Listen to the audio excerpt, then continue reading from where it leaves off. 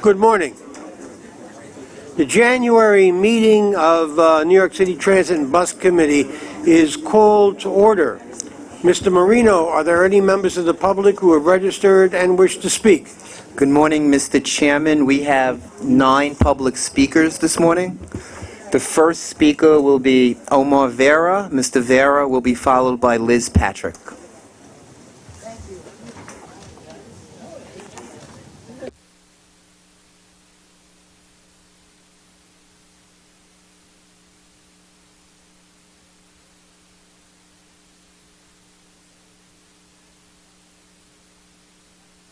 An exciting edition of your meeting.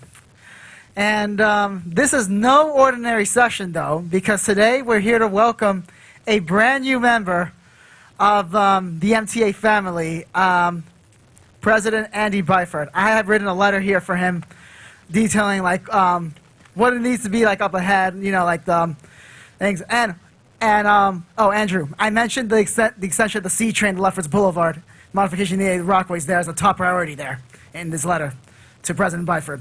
I do have a couple more concerns, though, regarding the way things are written, like the competitive procurements here.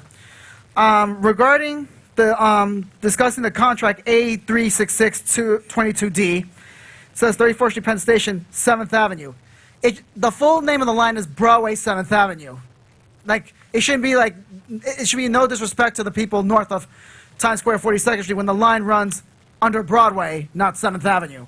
So basically, to honor both, it should be 34th Street, Penn Station, Broadway 7th Avenue line, not 7th Avenue.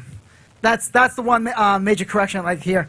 And I also like how you got Kawasaki to sign this contract for the R211 that's meant for the A and the R trains. They desperately need new subway cars. The R46, as we remember, used to be a lemon when it came back, when it first entered service back in the 70s. But now we have the R211, and we need to improve, keep moving forward. We always evolve. And last but not least, before I go, I need to deliver this letter to President Byford. How can I do it? Thank you, and thanks for having me here. See you around. Thank you, Mr. Vera. The next speaker is Liz Patrick. Ms. Patrick will be followed by Ellen Shannon. Ms. Patrick? Hello, I'm Liz Patrick with the East 72nd Street Neighborhood Association. I'd like to also start off by welcoming President Byford. We look forward to your leadership to help accelerate the subway action plan. The improvements to date have been very encouraging. While we know your top priority must be the subway, we ask that you also help us improve local bus service. Many of our seniors and families with small children depend on local buses for their daily transportation needs. In our neighborhood, 2 of our 3 crosstown buses, the M31 and the M66, were recently ranked among the 4 slowest buses in the city, traveling just over 4 miles an hour. And our only select bus, the M15 SBS, was just rated the worst for on-time performance in the entire city at just 34%. Several months ago, we partnered with Darryl Eyrich and his senior management team to analyze the root causes of the unreliable bus service in our neighborhood. Much of our early findings show that traffic congestion and a lack of enforcement in the bus lanes are wreaking havoc on our bus schedules.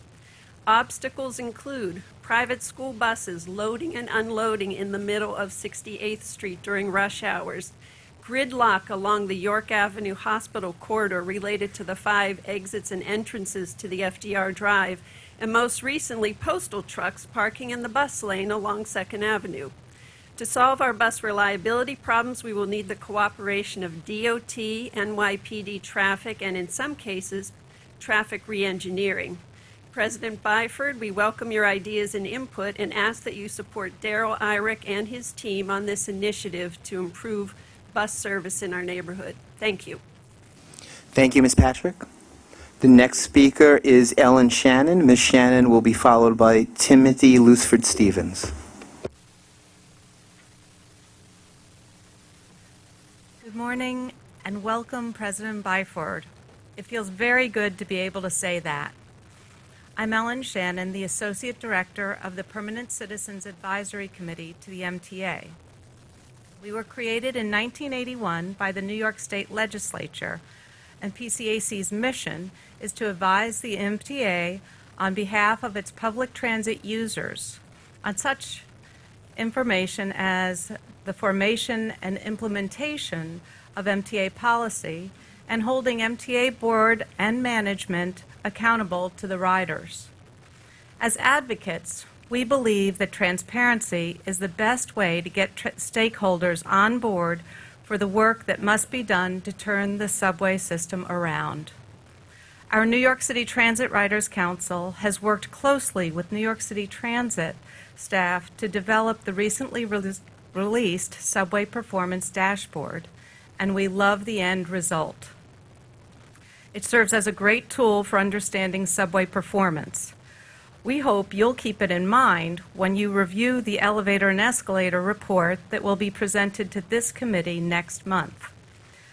Now we'd like to see Transit create an elevator and escalator dashboard as a means of improving transparency on this very important issue. We also pushed hard for creating some new metrics in the dashboard, such as the major delay metric, which is now allowing us to finally understand which lines are most affected by major delays. We're using these new metrics to assess the performance of the Subway Action Plan, and so far we're happy with what we're seeing. We believe that the integrity of every metric that New York City Transit reports plays a vital role in garnering the trust of riders. Our greatest hope is that you will be given the leeway to do the job you were brought here to do, which entails leading our remarkable subway and bus return back to the pride for all New Yorkers. Thank you, and we look forward to working with you. Thank you, Ms. Shannon. The next speaker is Timothy Lusford Stevens. Mr. Stevens will be followed by Murray Bowden. Commissioner Byford, welcome to New York City. I am with the Rise and Resist Elevator Working Group, where we are evaluating the elevators and escalators in New York City. Right now, only 5% of the elevators are accessible to someone in a wheelchair or, like myself, losing my legs. And I don't understand why several years ago this board and the directors got an exemption from the Justice Department to dishonor the American with Disabilities Act. And I would certainly like to work with you to discuss that, to find out why we can't bring the MTA into the 21st century and put it under ADA compliance. Right now, we had a meeting just 2 weeks ago where a contractor developer in Lower Manhattan was offering to put an elevator in a new construction building, and neighbors who had lived there less than 10 years were in there saying that they thought it was a terrorist haven to put an elevator in a building to have access to the MTA. We were there, and we were able to persuade the committee to vote for the elevator, and tomorrow night, the whole committee for Community Board 1, and there was no one from the MTA at this meeting. It was strictly the developers and the board committee and us. So I would like someone from the board or your office to be at tomorrow night's Community Board meeting and state the fact that elevators help the disabled get access to the MTA, and you appreciate the developers trying to put the money in where you can't put the money in. I would really like to have an evaluation of the most recent construction in the last 10 years on construction and not putting elevators in new construction in committees, in stations. So that's what I'm asking you to do first off. Thank you. Thank you. The next speaker is Murray Bowden. Mr. Bowden will be followed by Jennifer Van Dyke. An inordinable amount of time was spent this morning discussing positive train control. Positive train control is a technology that's based on the IBM mainframe computer, which doesn't exist anymore. It's been superseded by the cloud. Why is it relevant to this committee? Because you have buses that know where they are. You know how fast they're going. You know when they're going to get to the next bus stop. That technology is not connected to a fiber cable. It's not connected to positive train control. It goes by itself, and you know where the buses are. Why can't that technology that knows where the buses are be translated to railroad trains? They spoke about a report about the Jamaica hitting the end of the station. Your buses are quite intelligent today. Why can't the intelligence of the buses be transferred to the trains? Metro North. Well, nobody talks about positive train control because they don't understand it. It's been around so long that everybody assumes it's correct, but nobody's gone back and said, hey, what is this based on?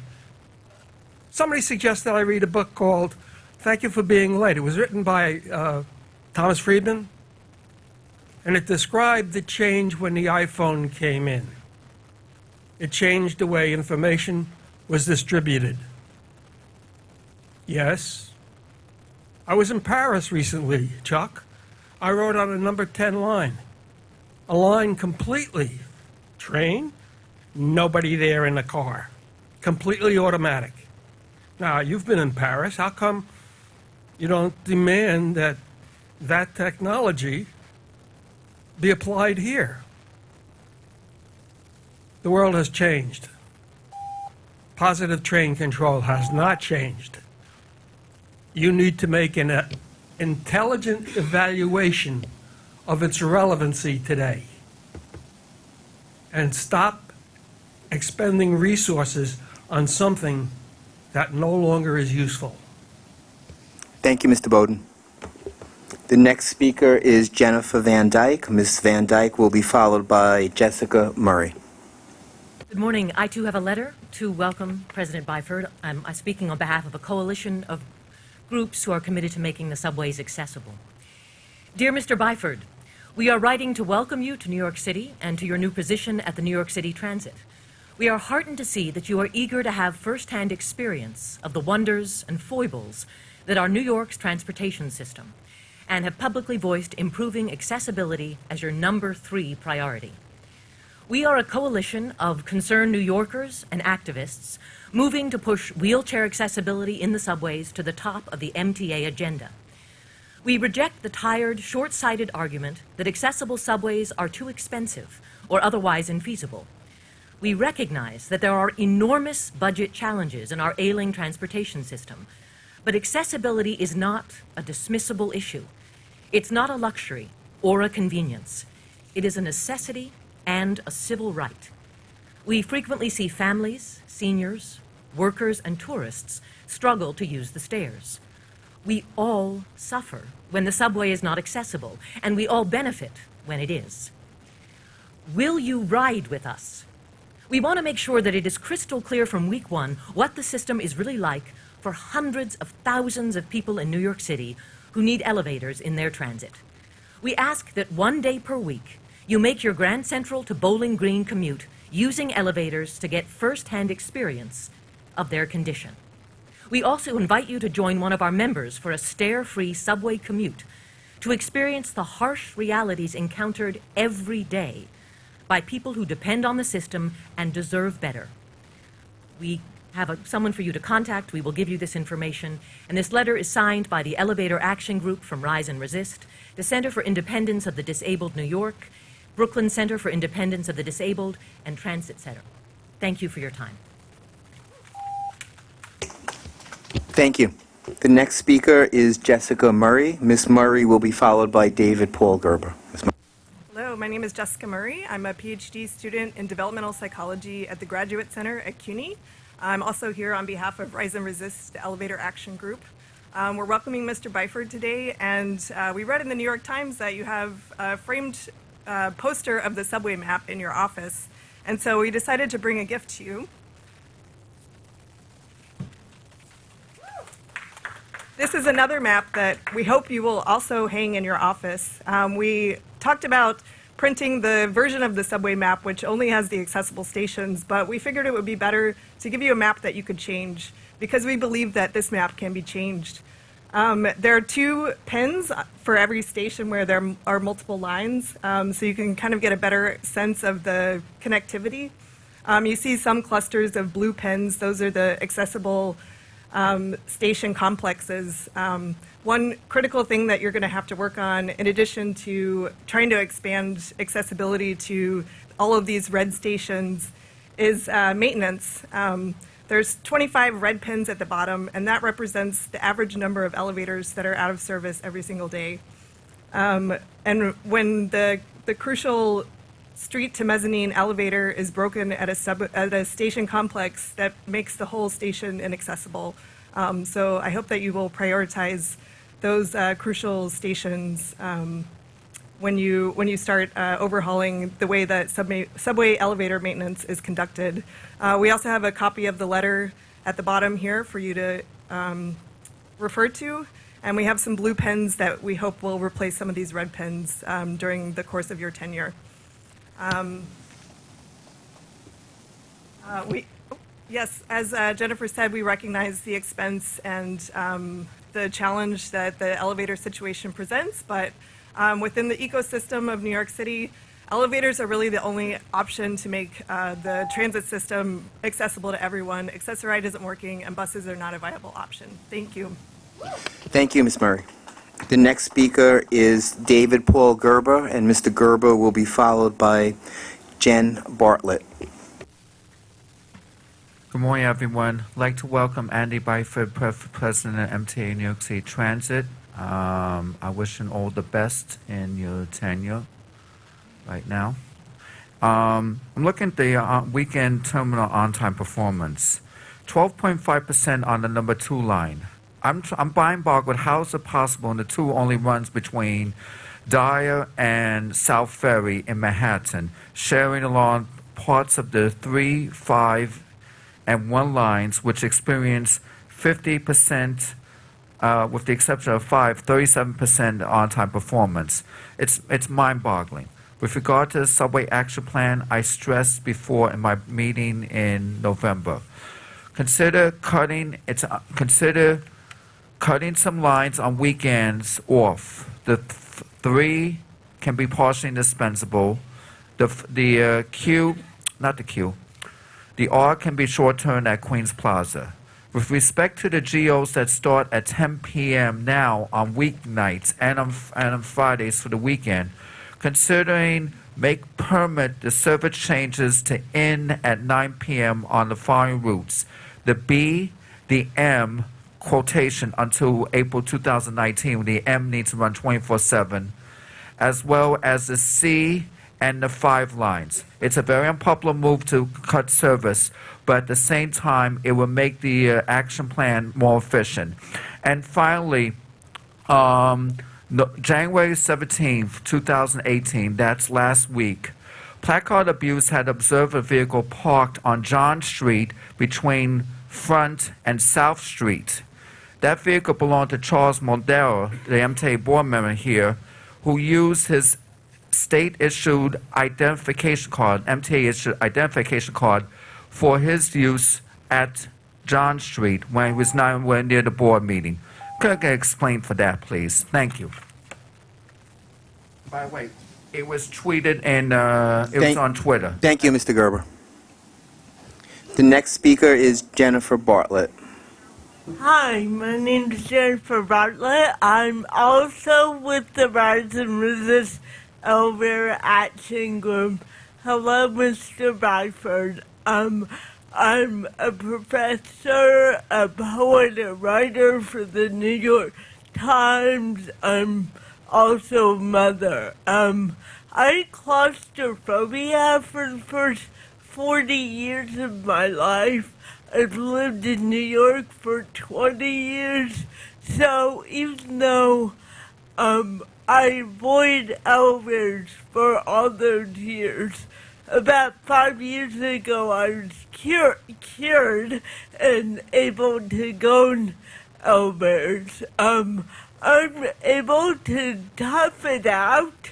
So all those 20 years I've taken the stairs in the subway. As I've started taking the elevators, for example, I recently took the MJZ elevator in Brooklyn, I realized how much of my psychological and physical body was preserved just by taking that elevator ride.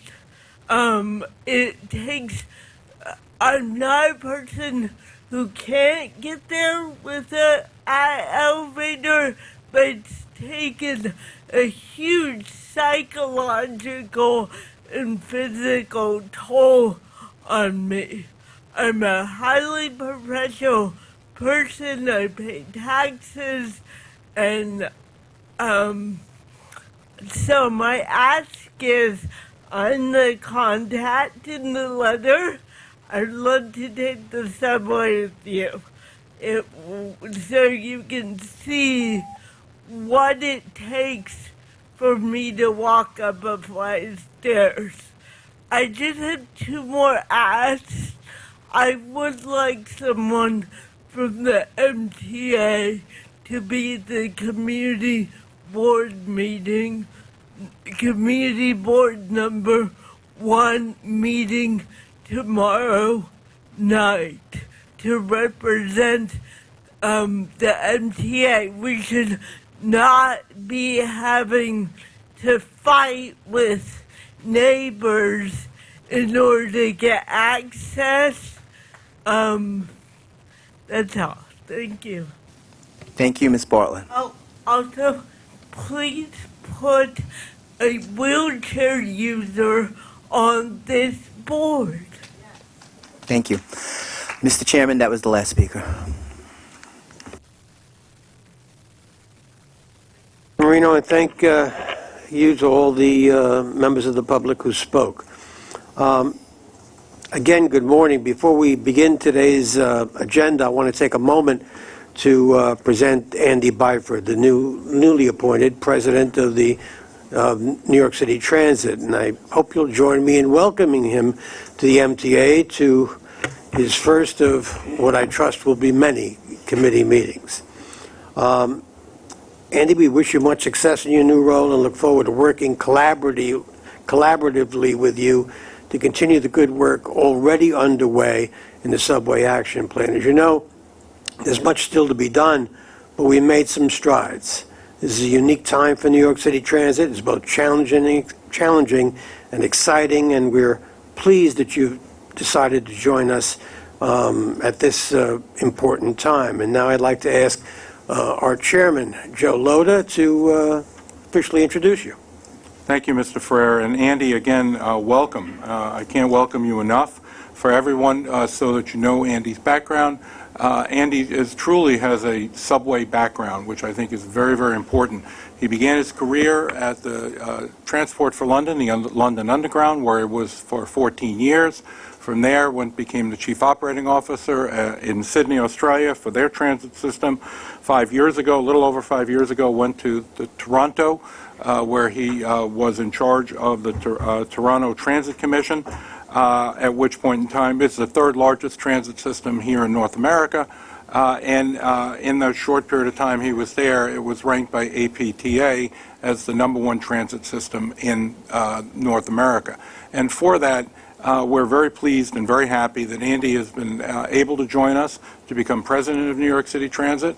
And like Freddie and others who've wished him well, I'm looking forward to working with him and working with all of you to make our transit system, our subways and our buses, what they rightfully should be, the best in the world. So, Andy, welcome. We've got some interesting tasks ahead of you, and I look forward to working with you day and night. Thanks. He means the day and night part. And the weekends. Yeah. Thank you, Mr. Chairman.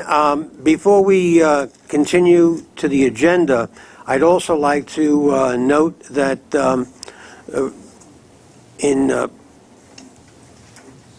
In all of our meetings of the last couple of years, we were generally joined by now retired Chief of the Transit Bureau, Joe Fox. The mayor and police commissioner have appointed someone who I believe is an extraordinarily qualified police executive and a son of the Bronx, which don't hurt. Ed Delatorre, Chief of the Transit Bureau. And Ed, we're looking forward to working collaboratively with you and for your report a bit later on in the agenda. Now, may I have a motion to approve the minutes from the December meeting? Second. Are there any changes, additions? All in favor? Opposed? Abstaining? The minutes are approved. Also, as we discussed at last month's committee meeting, the 2018 committee work plan is presented this month for your approval. You have it in your committee books. May I have a motion and second on the work plan? Second. Are there any questions or comments on it? Mr. Chairman, I do have one comment. If we ask for a report on a particular item to be presented at a future meeting, is that incorporated into this work plan, or does this work plan, approval of this work plan mean that we don't have the ability to incorporate requests for specific presentations? I would think it depends on what the nature of the request is. If you want a recurring, permanent feature of the meeting, yeah, we think the work plan has to change. But if you want a report on, on an issue, of course, it's your right, and you're welcome to make that request at any time. Thank you, Mr. Chairman. Anyone else? On the work plan for 2018 for this committee, all in favor? Opposed? Abstaining? The work plan is accepted. And now I had the great pleasure of turning this meeting over, at least this part of it, to Andy Byford for his opening statement. Okay, whoops.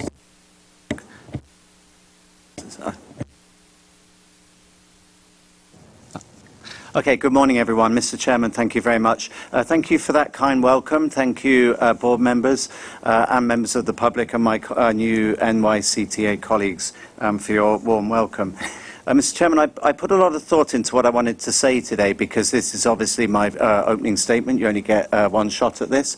So I wanted to make sure that I conveyed how I want to go about this job. So to all present here today, first up, I'm really pleased to be here and to also have been given the honor of leading New York City Transit, one of the most fabulous transit systems in the world, truly one of the world's greatest transit systems. So as such, I very much appreciate board members, the confidence that you, Chairman Loter, my boss, Ronnie Hakim, have shown in entrusting me with this challenge. And very simply, I do not intend to disappoint. Rather, I intend to build on Ronnie's good work and that of Phil, Darrell, and Tim post Ronnie's accession to the managing director's post, truly to take New York City Transit to the next level, to deliver a service of which New Yorkers can be proud, that they rightfully expect, and that can only be delivered through sustained investment in and modernization of all aspects of our service. And it's already apparent to me in just 4 days here, this is my 5th day, that what's really required here is a complete top-to-bottom modernization of every aspect of what we do. Our infrastructure, the processes that support what we do, and the prevailing culture, in other words, the way in which we go about our business. And to that end, I intend over the next few months to put together a corporate plan which will address each of these 3 complementary work streams: people, processes, and infrastructure. It's an approach that I deployed in Toronto, and I strongly believe that's what's needed here. So a comprehensive, compelling corporate plan.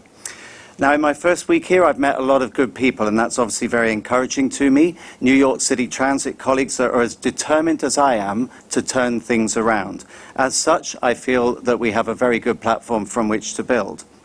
As one of the speakers alluded to, in my opening comments on my first day at the press conference that we held here at Bowling Green, I set out 4 immediate priorities, but I stress of what I believe to be equal importance for my team. And they are as follows. Firstly, to stabilize, then relentlessly improve subway service. The Subway Action Plan is the vehicle for this, as is an all-out focus on what I call the basics of delivering effective transit. So safe, clean, punctual, reliable, and friendly service. So the Subway Action Plan has specifics, but you've got to get the basics right day in and day out. Second, similar focus. Interesting that one of the speakers picked up on this. Second, a similar focus on bus operations. We must arrest the decline in ridership, and to do that, we must work with the city to clear crowded streets to give our buses a fighting chance of getting through and to do their job. Thirdly, again, picking up what a lot of the speakers spoke about, I want to focus on accessibility. It's a passion of mine. And in addition to improving the paratransit service that we already offer, I want us to look for ways to make our system more accessible, notwithstanding the very real challenges of retrofitting an old system. And to that end, I shall reach out very early, as an early priority, to accessibility advocacy groups to better understand their priorities, to identify quick wins, and to work with them on short-term improvements to our current service.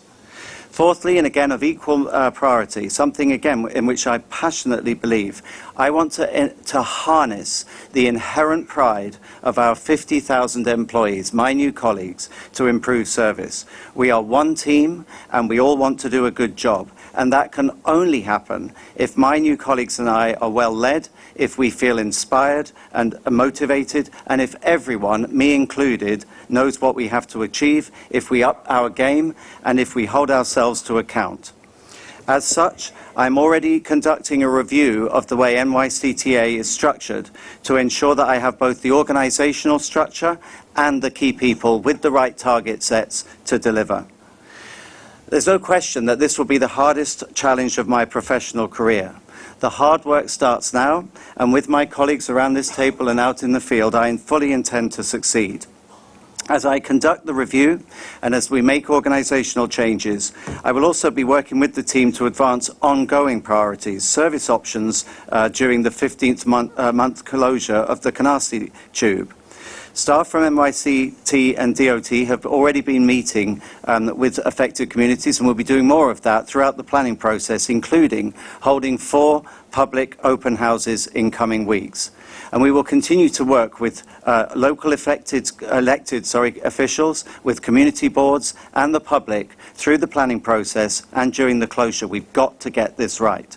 I understand the challenges this closure will present to our riders, and I look forward to working with the community and the staff to provide the best service possible while we conduct our repairs. So that's my opening comment, Mr. Chairman. I am itching to get going. I'm hugely excited by this challenge, and I look forward to progressively reporting on this in future meetings as my tenure unfolds. Thank you. Thank you very much, President Byford. We are all looking forward to working with you to improve our system. Now I'd like to ask Frank Jazicki to present the operations report. Good afternoon. Before I discuss the progress with the Subway Action Plan, I wanted to talk about last month's terrorist attack. On Monday, December 11th, there was an explosion in the corridor between our 42nd Street Times Square and 42nd Street Port Authority bus terminals complexes. This corridor connects 2 of our busiest stations and is also directly above the IRT flushing line. At the very onset of the event, MTA employees and first responders immediately secured the impacted area and directed customers to the nearest exits. Meanwhile, the Rail Control Center and dispatchers directed trains to bypass the several stations involved, all to prevent dropping additional customer in harm's way and helping to facilitate a secure crime scene for the investigators. Our security camera footage showed where the attempted suicide bomber entered the system, where he switched trains, and where he actually detonated the device. Subway staff worked feverishly to ensure the footage was immediately available to assist law enforcement with the ensuing investigation. I'm proud of the action of our subway staff as they brave the unknown risk in an effort to assist our customers to safety, and as they realize the importance of a timely collection of evidence. I want to extend a special thank you to all of them. We remain firmly committed to the safety and security of our customers and employees. We continue to reinforce vigilance with our customers and employees, and we participate in agency-wide training exercises and drills, both with NYPD, the Department of Homeland Security, and the Joint Terrorism Task Force. And finally, before I transition to the action plan, I'd like to take the time to remind everyone to always be vigilant while using the system. If you see something unusual, please report it to one of our staff or to a police officer. As I reported last month, we continue to make progress implementing the Subway Action Plan, which aims to stabilize and improve the subway system. I'd like to highlight some of the progress and results to date, beginning with major incidents. There were a total of 53 weekday major incidents in the month of November, which is 24% better than the 12-month average of 70. Comparing the last 5 months to the first half of the year, weekday major incidents have declined by 21%. Breaking it down further, weekday major signal incidents have declined by 26%, and weekday major track incidents have declined by 3%. This follows the completion of hundreds of inspections and repairs of signal components, track defects, and the installation of miles of continuous welded rail. The subway car fleet performance continued an improving trend. The November mean distance between failure was 126,578 miles. This is 4.5% improvement from the November of 2016. The 12-month fleet MDBF in November 2017 was 119,741 miles, a slight improvement from October 2017 12-month average, but also the 6th consecutive improvement in the 12-month moving average and 5.8% better than the 12-month moving average in November of 2016. I'm pleased to report that the R179 trains passed their 30-day testing. We currently have 2 8-car trains commissioned and operating in revenue service on the J line. And touching briefly on the new subway performance indicators, service delivered, additional platform time, and additional train time have all remained relatively stable. Although there are encouraging signs in the November performance figures, we still face many challenges as we work to improve the reliability of the subway service in the long term. This concludes our operating report. Thank you. Are there any questions on the subway operating report? Mr. Albert. Frank, on the subway service delivered page, because the number 5 looks so much worse than the other lines, and because it shares tracks with the 2 and the 4, can we infer that the problem is between East 180th and Dyer Avenue? Or is this month just a fluke on this? Perhaps Peter could... That's the place where it's got its exclusive right-of-way, so the fact that the others aren't as bad that it shares the tracks with would imply that it's the problem between East 180 and Dyer, so. I think we'll have to look into that and get back to you on that. Anyone else? Mr. Weisbrod. I have 2 questions about, these are part of the legacy indicators, on reasons for train delays. I mean, there's certainly been reports in the Daily News and New York Times today about shifting definitions of power-related delays, and yet I'm a little confused because... A little more directly into your mic. What? I'm sorry. I'm a little confused because when I look at page 39 or 40 on our indicators, we don't even have power-related delays as an indicator. And why not? Why not?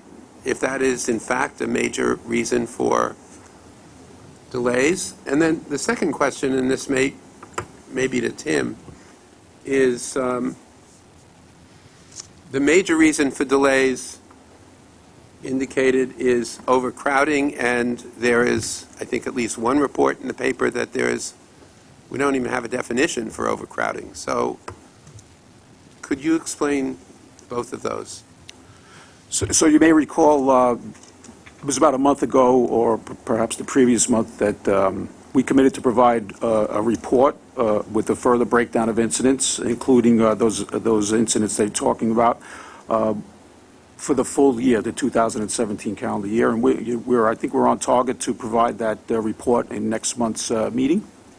Hopefully that answers your questions with regard to... It really doesn't. I mean, Okay. It doesn't really address my questions, because my question is, we have had this big discussion, at least in the press, about power-related delays, and we have, I don't even see the relevance of it if we don't, in fact, track power-related delays, or that's not a separate category. And second, what is our definition of overcrowding, if there is one? So first, to address the power incidents, we know that the power incidents occur. They're very disruptful to the system, very disruptive. The subway action plan, really targets those failures as well as other failures, and we're going after those failures to help stabilize and improve the performance of the system. But can you? I accept that, but if that's so, and if it's a major cause of delay, why isn't it a category that's being tracked, except for apparently one time where we had these shifting definitions of what is a power-related delay? So, Frank, if I may, to go through that, there are lots of reasons where electricity, as it comes in from Con Ed, has an impact on our system. It's electricity until such point as it hits one of our pieces of machinery. And so we track, we track signal issues, we track elevator issues, we track escalator issues. And one of the biggest issues, one of the things that we have in a concern is that the quality of the electricity that we're getting from Con Ed has varied. We've had surges, we've had lows. And the request was made to take all of the power-related issues, all of the individual buckets that we do have information on, and put them together and just call them power-related without making the distinction between, what's a transformer failure, what's a blown fuse, what's an elevator, what's an escalator. Within a signal, there are various different parts of the signal system. And so it was all put together for purposes of a press conference, and it was in no way, shape, or form, as described in the newspapers, as being something to run the number up. All it was additive. And so we do look at that. If you want us to add up all of these distinctions together, we can. I'm not sure it's valuable, but we can do it. Yeah, Joe, my question wasn't so much on that as much as I understand, whether we're talking about 8,000 or 32,000 power, quote, delays. I mean, power-related. Power-related delays. That obviously, if an elevator is out, that's not a cause of a train delay, But what I don't understand is if some of these power-related delays are the cause of trains being delayed, why isn't that a separate category as opposed to, I mean, isn't that, I think what you're saying is that that is a significant issue we should be tracking, and yet we don't track it as a delay. No, I don't think of it as in that term. I'd rather it break down into the granular nature. What exactly caused the delay? Was it directly related to the signal? Was it related to the track? Was it related to the equipment on the car? Because that's how we need to address it. We need to address what we can control, and we can't control the electricity that's coming in. So yeah, we can take all that information and add it together, but I can't physically go into the Con Ed generation plan and be able to change the power. But I can go in, and I say this generically, it's not me, as you know, but we can go in and deal with the car-related issues. We can go in and deal with the signal-related issues. Those are things that we can address, short of talking to and working with, and we have been very collaboratively working with the folks at Con Edison on the more global issues. I would, my whole point in your answer is that, yes, we can add them all together. Its value from a point of view as to what resources we can use within the transit authority to address and attack that problem is going to be different based on whether it's a signal or a track or a car or water, which might cause a power-related issue. There are multiple things. I'd rather go to the root cause of the problem and address it that way, where we have an opportunity to make a difference. I don't want to belabor it, but it seems to me that if it's a Con Ed issue or a power issue, that's the root cause, not the fact that a signal is out. I mean, if the power is out, it may not be a signal problem, and that the power is out, the signal is out. That's an impact of the root cause, but well, the signal may be out because there was a surge, and a surge trips any one of our signals, a surge or a decline in the quality that's coming in, and so. But that's a signal-related issue, and we're working with Con Ed on the quality, and their quality since we've started working jointly together has gotten immeasurably better. And then my second question is there a definition of overcrowding? We have the board-approved guidelines for what we try to schedule trains to, and that is essentially our official definition of when trains are overcrowded is if they're above those guideline levels.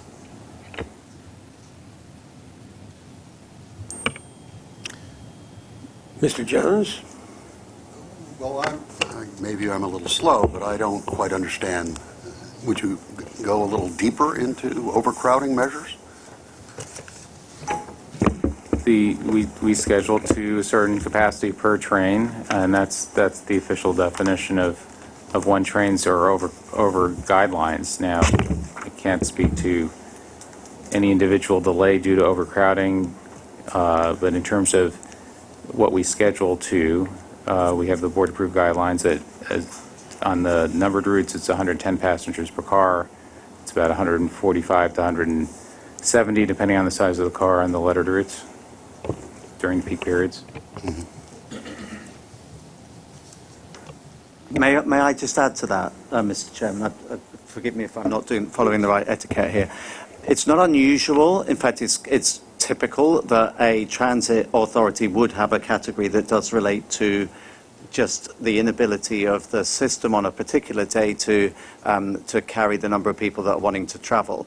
The key thing for me in all of this debate is to get to root cause. So if the train is delayed at a particular station because of just the extended dwell time with the numbers of people wanting to get off initially and then wanting to get on, and thereby the dwell time is exceeded, so that has a knock-on then effect to the train behind, and it ultimately affects line capacity.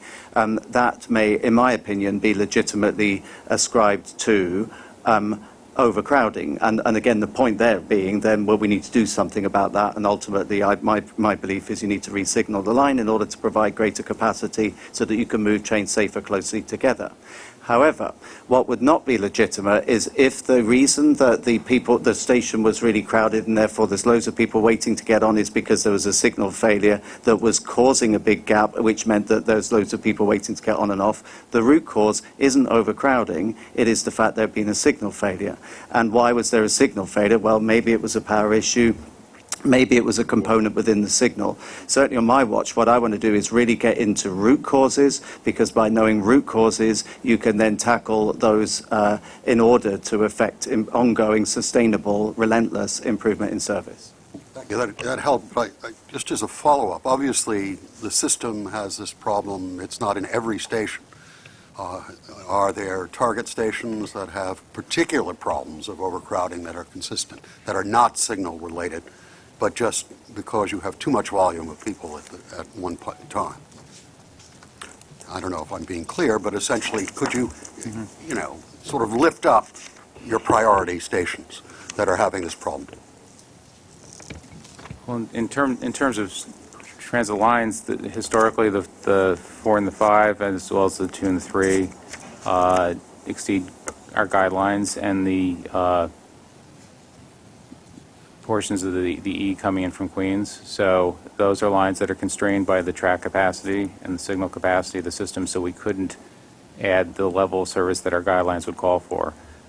Specific stations, as you get closer to the point we call the peak load point, where the trains are most heavily loaded, is where we have those issues, and Subways has a lot of initiatives to try to encourage those trains to get through.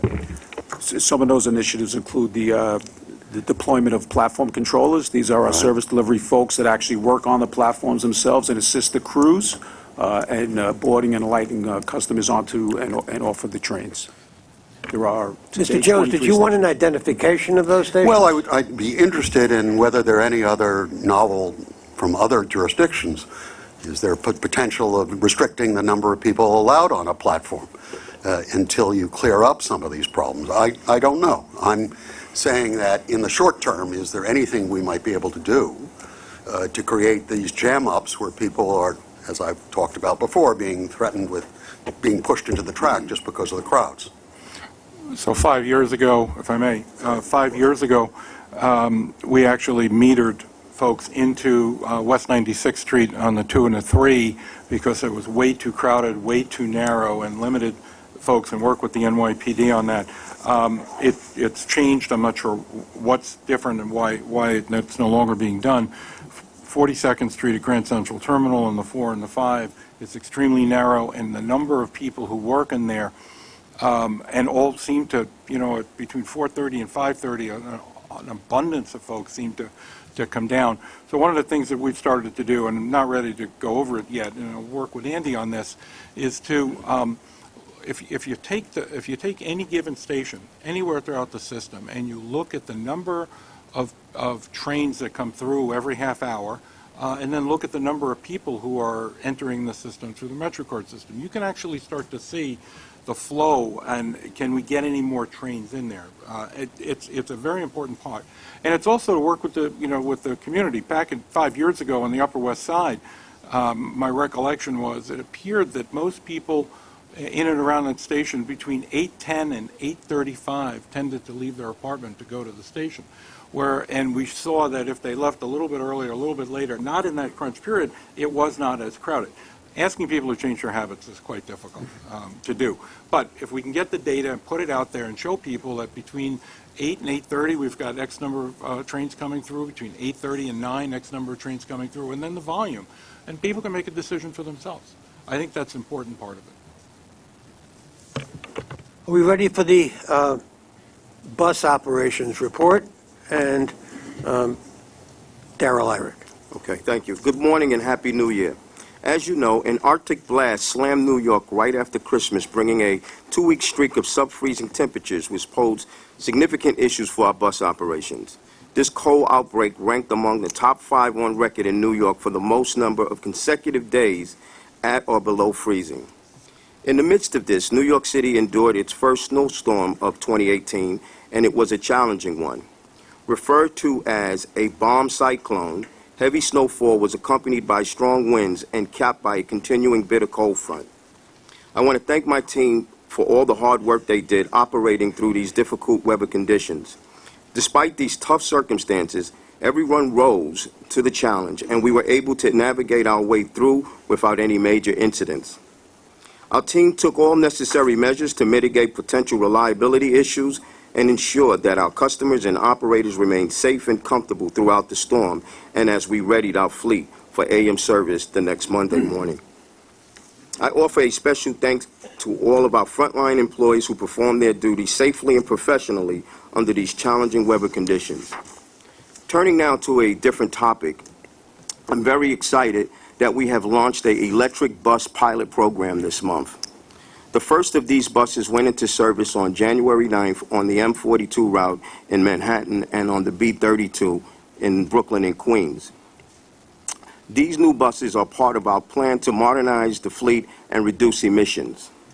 They come with customer amenities such as Wi-Fi, USB charging ports, as well as safety technology such as pedestrian turn warning. The purpose of this pilot is to evaluate how this technology fits into our operations. Route length, speed, climate, and geographic differences are important considerations that must be thoroughly evaluated to ensure the reliability of these buses in the New York City environment and help us to make informed decisions about future deployments.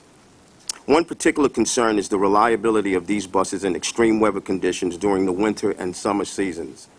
Another key area we are working towards is a robust resiliency plan. This is certainly critical to the deployment of any large-scale electric bus fleet. The current 2015 to 19 capital program includes the purchase of an additional 60 all-electric buses. Now, turning to a different topic, I'm sorry, I jumped here. The intent was to identify metrics that are most valuable for our customers, including ride time. Could you just bear with me? Here are my notes. I'm sorry. Finally, I'd like to focus my attention to Access-a-Ride. As the chairman has mentioned, we are in the process of building a new app that will help our customers navigate the public transportation system, from subways and buses to Metro North and Long Island Railroad. As part of that process, we are developing a full integrated app for our paratransit customers that will enable them to call for a ride, track their ride, and give us real-time feedback about their experience. We are currently doing research with paratransit riders, talking to them, taking rides with them, and most of all, really listening to them, to what they have to say. Our outreach efforts will also include holding a paratransit mobile app forum in this room on Thursday, March 1st, from 5 p.m. to 7 p.m. that will give us a chance to share and verify what we've learned so far and listen even more. You are all invited, of course, and we'll provide more specifics in the next few weeks. Today, we are launching the Access-a-Ride dashboard. In a few moments, Mike Cosgrove, the acting vice president of Paratransit, will walk us through some of the features the live dashboard provides. The intent was to identify metrics that are most valuable to our customers, including ride time. I'd like to emphasize that this is an iterative process. We will continue to refine and add to these metrics as we get feedback in the coming months. Now, if there's any other questions, I'll take them, and then we'll move to Mike Cosgrove. Mr. Weisbrod, then Ms. Vanterpool.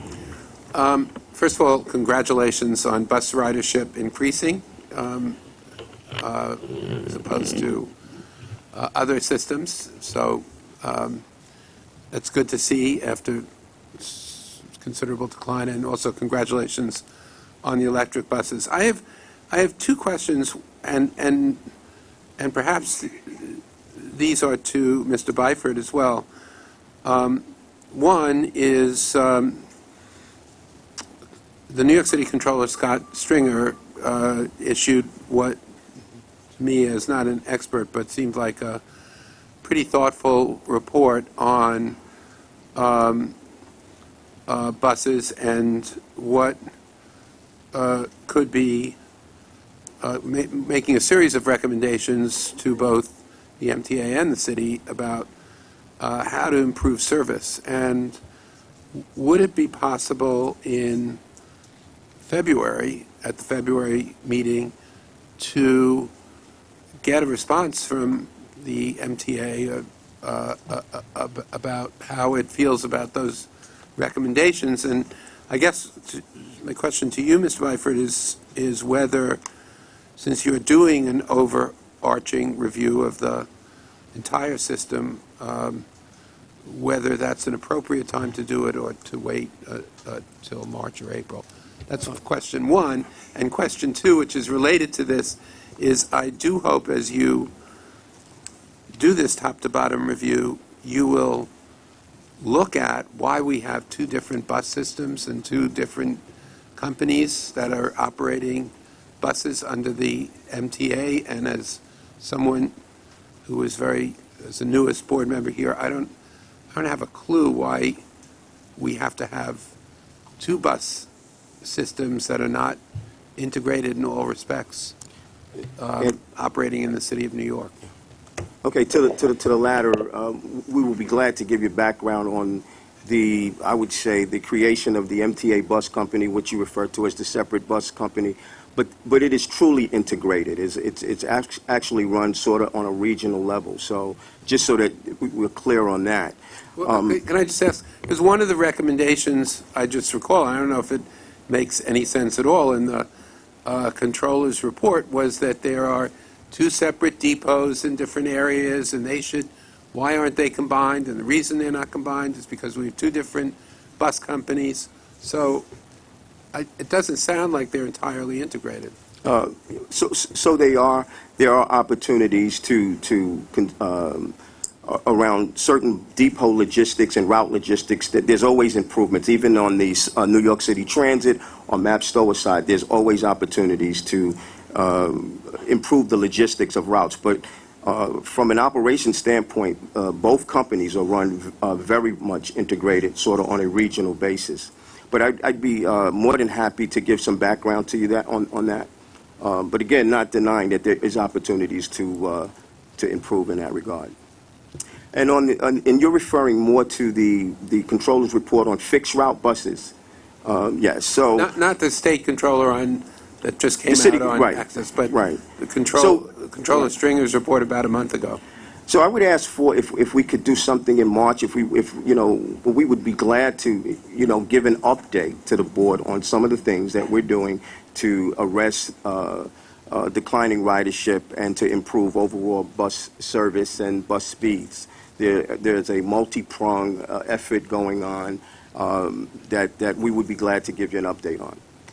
Okay, I mean, I'm perfectly prepared to wait. Sure. I know, Mr. Byford, you said you were doing a top-to-bottom review. I am. That's my plan. And just in response to your first point, I'd like to look at everything with a fresh pair of eyes. I think that's the reason that you've asked me to take on this role. And certainly I intend to look at things from a fresh perspective. But equally, there's a lot of background here. There's no point in reinventing wheels necessarily. That's not what I am aiming to do. I definitely need to get my head around a lot of reports and do a lot of reading. And that will be part of my reading. So we'll be glad to come back to you once I've had a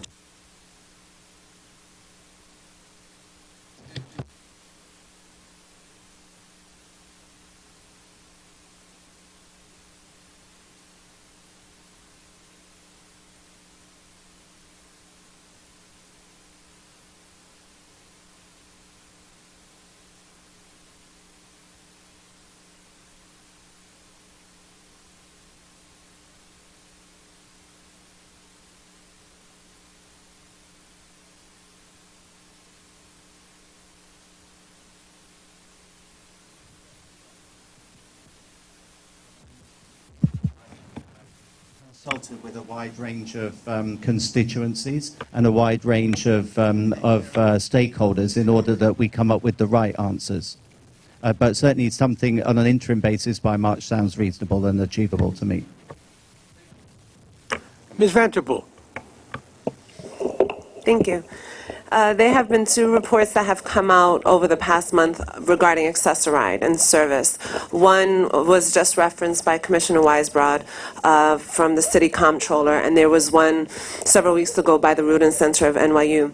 And as the person chairing the task force on paratransit, I wanted to take an opportunity to very briefly touch upon the contents of the reports, but also to welcome you, President Byford, to our team, and to thank you for prioritizing the issue of paratransit and accessibility in our system as one of your top focus areas upon joining the team.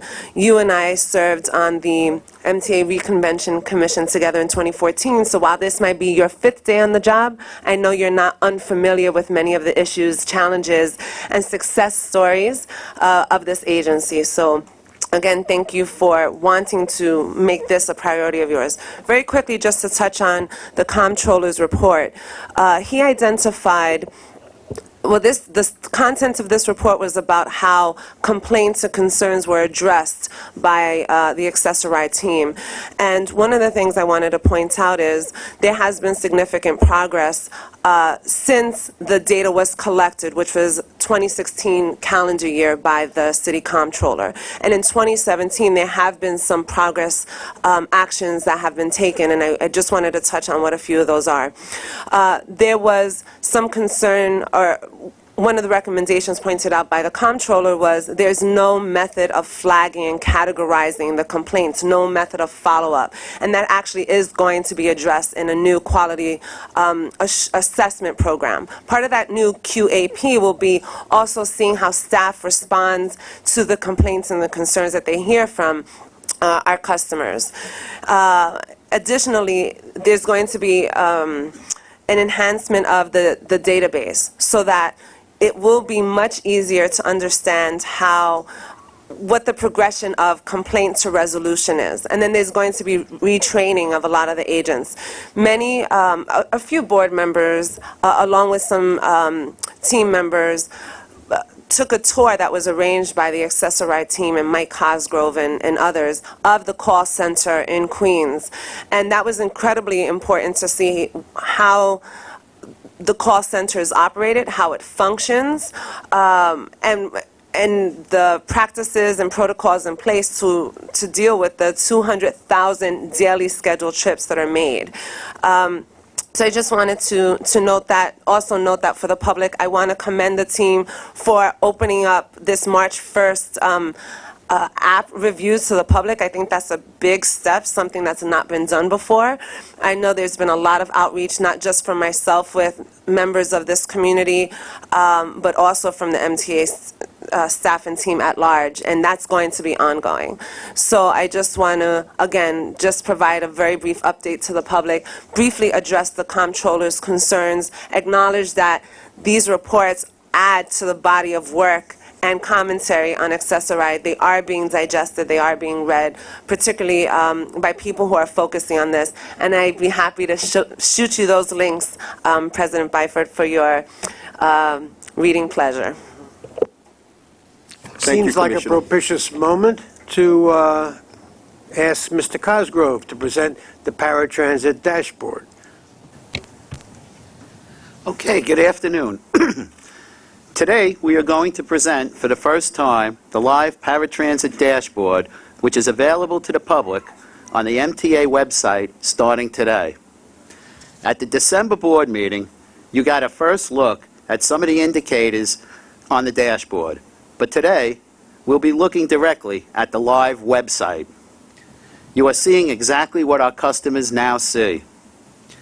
The dashboard presents indicators developed in response to specific concerns we have heard from customers, advocates, and the public, including indicators for no-shows, on-time performance, and ride time.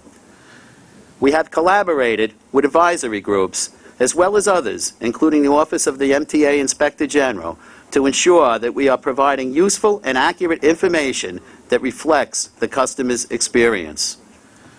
It is also part of an agency-wide effort to be more transparent, following the subway dashboard that was released late last year. I want to emphasize that the dashboard is interactive, allowing users to select information that is of interest to them. I'll demonstrate some of that functionality today. As Darrell pointed out, this is just the first version of our customer-facing metrics. It is an evolving process, and we will continue to refine and improve the dashboard based on the feedback we receive from our customers, advocacy groups, and this board. Just so you are aware, the legacy indicators will remain in the agenda book for your information and review.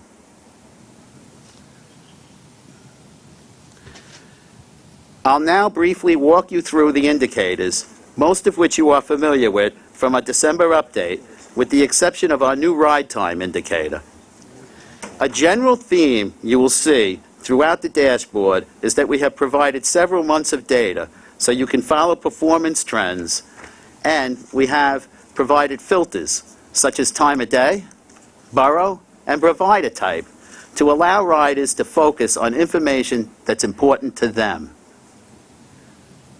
The first indicator on the dashboard is ridership. It shows the total number of rides provided to our registered AAR clients. It also includes the total number of people carried, including personal care attendants and guests. This indicator shows on-time performance for primary and broker providers, and drop-off performance for appointment time trips. As you can see, for brokers, the GPS feed was made available in August. While our goal for on-time performance in alignment with the FTA is a 30-minute window, we recognize that a 30-minute window is not ideal, and therefore report and monitor our performance within a 15-minute window also. Here we see the rate of provider no-shows per 1,000 trips. We constantly monitor this metric, and we have been working hard to reduce our no-show rates. Our focus on this led to the reassignment of trips to better performing vendors. As we've heard from our customers, the advocates, and this board, ride time is of primary importance. This tab represents a first iteration of measuring ride time performance. The top section shows actual ride time versus scheduled ride time. The bottom shows the average actual travel time by distance. Of note, individual riders have the opportunity to gauge performance of their specific trip by selecting their origin borough and destination borough and tailoring results to their circumstances. Importantly, we've been working hard to improve our scheduling, even in advance of the new scheduling software that is coming at the end of this year.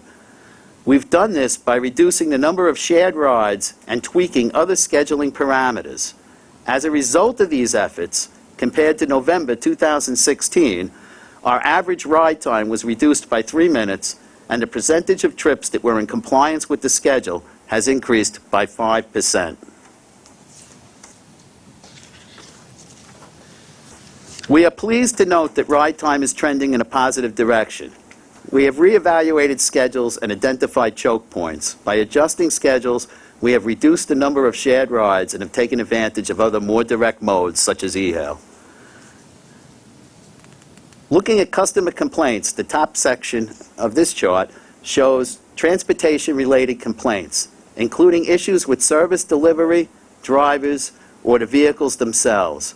In response to customer and advocate concerns, you can see that complaints about vehicles are, in fact, a very small portion of the total. It's the orange bar in the middle. The bottom section shows non-transportation-related complaints, such as reservation system or eligibility. We take every complaint seriously and respond with direct action on specific complaints. In addition, we continually improve and adapt the way we do business based on the critical feedback that we receive. Our call center indicators report on how quickly and effectively calls are answered. The top section shows the percent of calls answered, and you can see we have an average rate of over 95%. The bottom shows the average call answer speed. Thank you, and we look forward to any feedback. Thank you. Are there any questions or comments? Okay, hearing none. Then I think we're ready for the safety report. Cheryl Kennedy. Okay. Turning to the first grid on safety performance, results were as follows. With the exception of fires, all items discussed refer to rates. Subway customer accidents increased when comparing the 12-month period of November 2016 through October 2017 with the prior 12 months, mostly due to slip-trip-fall incidents. Subway fires have decreased since the Subway Action Plan was initiated in July, declining 8.4% compared to the same period of the previous year. Additionally, 99.6% of the fires reported for the 12-month period ending in November were of lower average severity. Bus collisions and collision injuries were down when comparing December 2016 through November 2017 with the prior 12-month period. Customer accidents were slightly higher when comparing them for the same periods. Employee lost time accidents for the 12 months ending November 2017 decreased by over 16% compared to the previous 12 months. As noted on the second grid on leading indicators, We have met or exceeded our goals in all but help point installations and compliance rates for the joint track safety audits. Thanks to the Subway Action Plan, we more than doubled our goal and installed over 100,000 track feet of continuous welded rail in 2017. As a result of this issue with a contractor at Atlantic Avenue Station, we were unable to install 2 help point terminals. However, we were able to install 77 of the intended 79 terminals system-wide. We achieved an excellent compliance rate of 98.2% in our joint track safety audits. That completes the safety report. Thank you. Are there any questions on the safety report? Hearing none, I'm glad to invite to the microphone Chief Delatorre and a familiar face, Chief Coogan. Chief Delatorre, welcome. Good morning. Good morning, everyone. It's a pleasure to join all of you this morning, and I look forward to working with each and every one of you.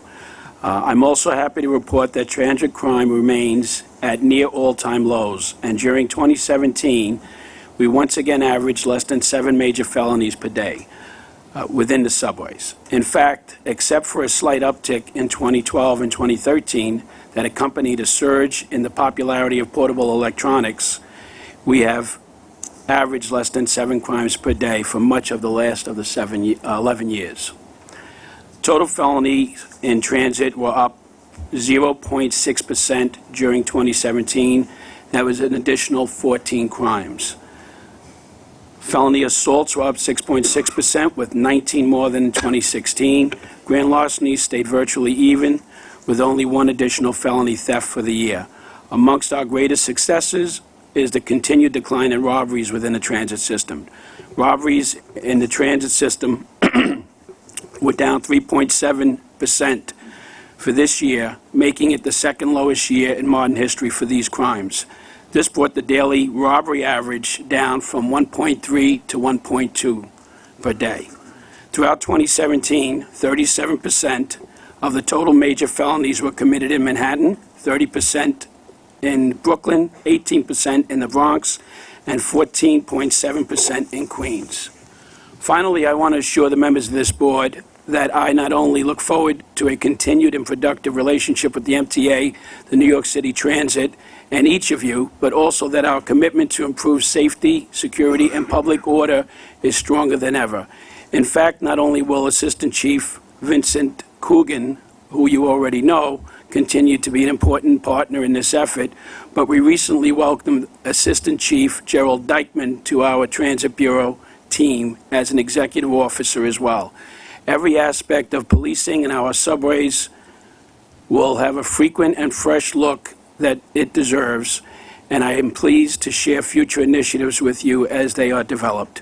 With that, I thank you again, and I welcome any questions or suggestions you may have. Thank you. Thank you, Chief. First, Mr. Merdler, and then Mr. Jones. Chief, over the course of the past year, time and again, we've seen, indeed virtually every month, a significant increase in crimes of an anti-Semitic nature. And we see it again in the statistics in this current publication. If you look at the individual units within the Transit Bureau, such as Transit District 30, you will see that there are repeat offenders.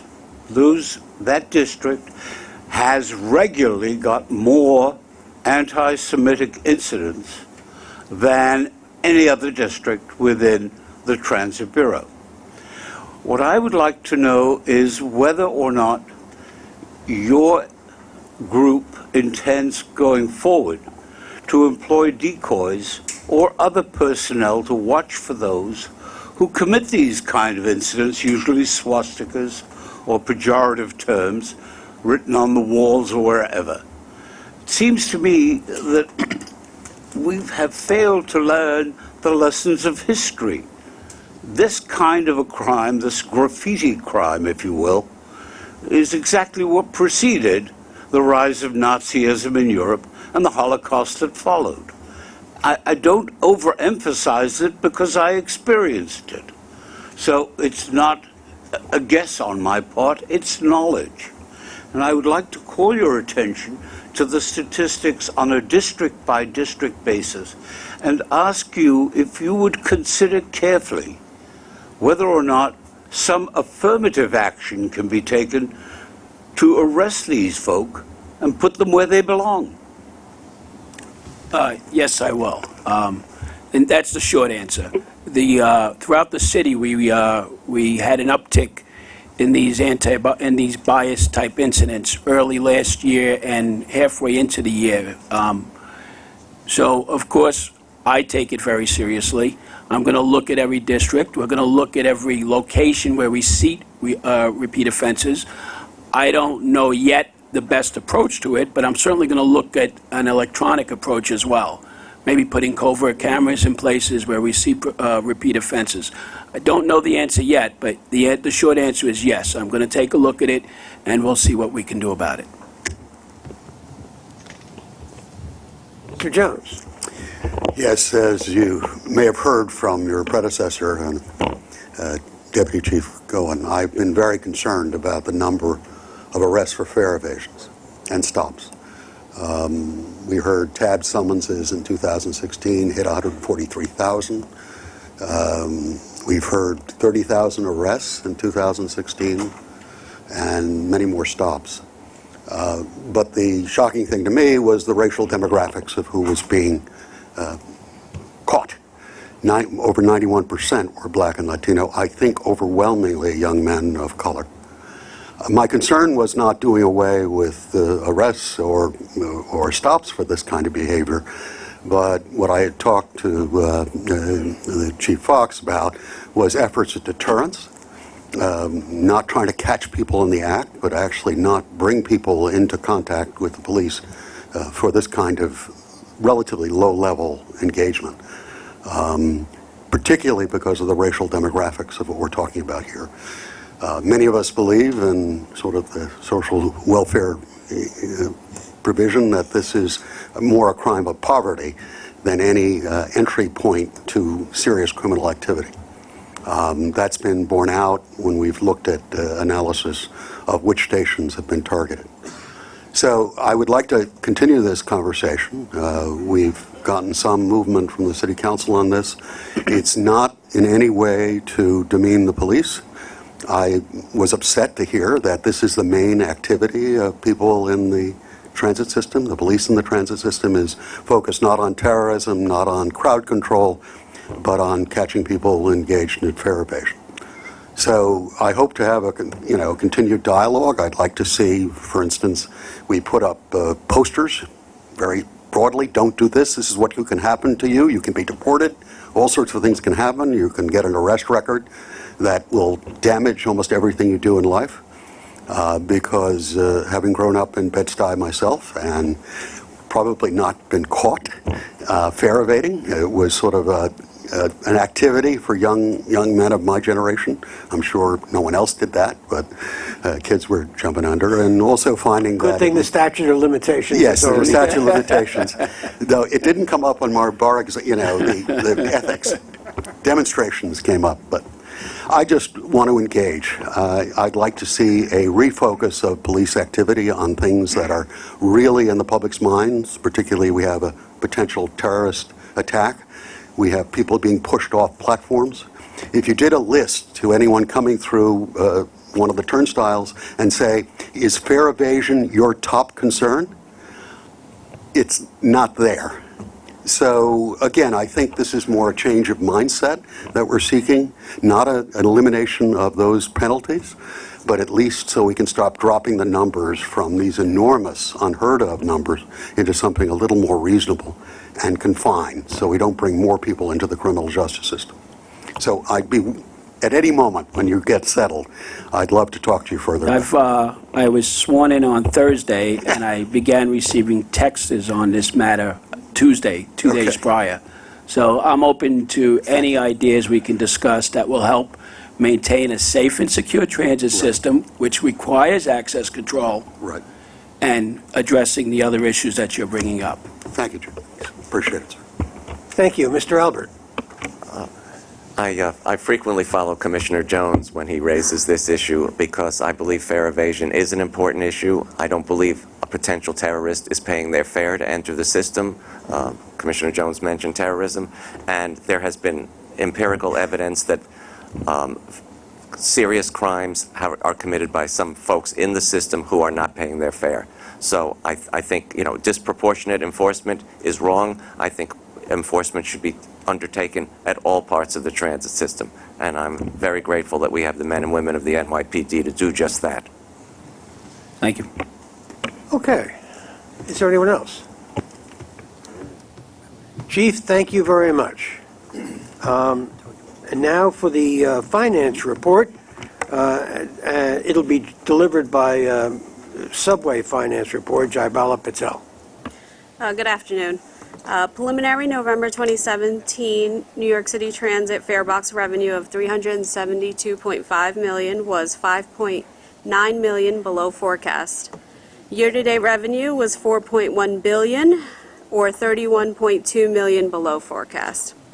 Preliminary operating expenses exceeded forecast by $11.5 million. Labor expenses were above forecast by $9.1 million, due largely to additional overtime requirements. Non-labor expenses were above forecast by $2.3 million. Year-to-date operating expenses were in excess of forecast by a net $6.9 million. Preliminary ridership for November 2017 totaled 194.9 million. That was 2.3% below forecast. November 2017 average weekday ridership results compared to November 2016 were as follows. Average weekday subway ridership was 5.7 million, a decrease of 0.9%. Average weekday local bus ridership was 1.9 million, a decrease of 4.9%. Express bus ridership was 40,000, a decrease of 1.3%. Paratransit ridership was 29,000, an increase of 4.8%. An early look at the full year 2017 financial results.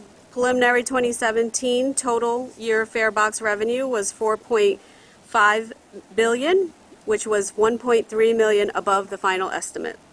Preliminary 2017 total year operating expenses were below the estimate by a net $40.6 million, including higher labor expenses of $23 million and lower non-labor expenses of $63.6 million.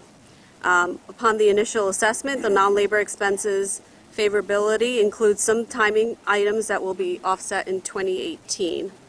We'll be providing in a few months the final 2017 results. That concludes my report. Thank you. Let's go on to bus finance and Mr. Irick again. Okay, thank you. November 2017 year-to-date preliminary fare box revenue was $198 million, or 1.1% above forecast. MTA bus year-to-date non-reimbursable expenses were below forecast by $10 million, or 1.5%. Labor expenses were above forecast by $2.3 million, or 0.5%. This included overtime expenses which were higher than forecast by $6 million, primarily due to additional running time and traffic, plus shuttles and availability issues. Largely offsetting this were lower fringe benefit expenses due to favorable timing of workers' compensation claims. Non-labor expenses were less by $12.5 million, primarily due to the timing of maintenance contract work and select bus service routes. Ridership. MTA bus preliminary ridership November year-to-date was 0.9% above forecast. The 12-month rolling average through November 2017 showed a decline of 2.7% in weekday ridership and 1.3% for weekend ridership as compared to the prior year. And this concludes the MTA bus finance and ridership reports. Thank you. We're ready to move on. Then I'll ask John O'Grady to present the capital program report. Good afternoon. Commitments during November 2017 totaled $592.8 million.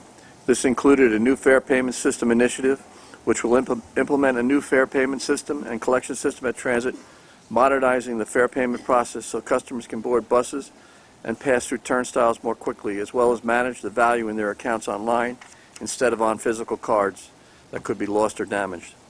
The new fare payment system will replace the legacy MetroCard fare payment system and establish the foundation for interoperability of fare payment systems among New York City Transit and other MTA agencies.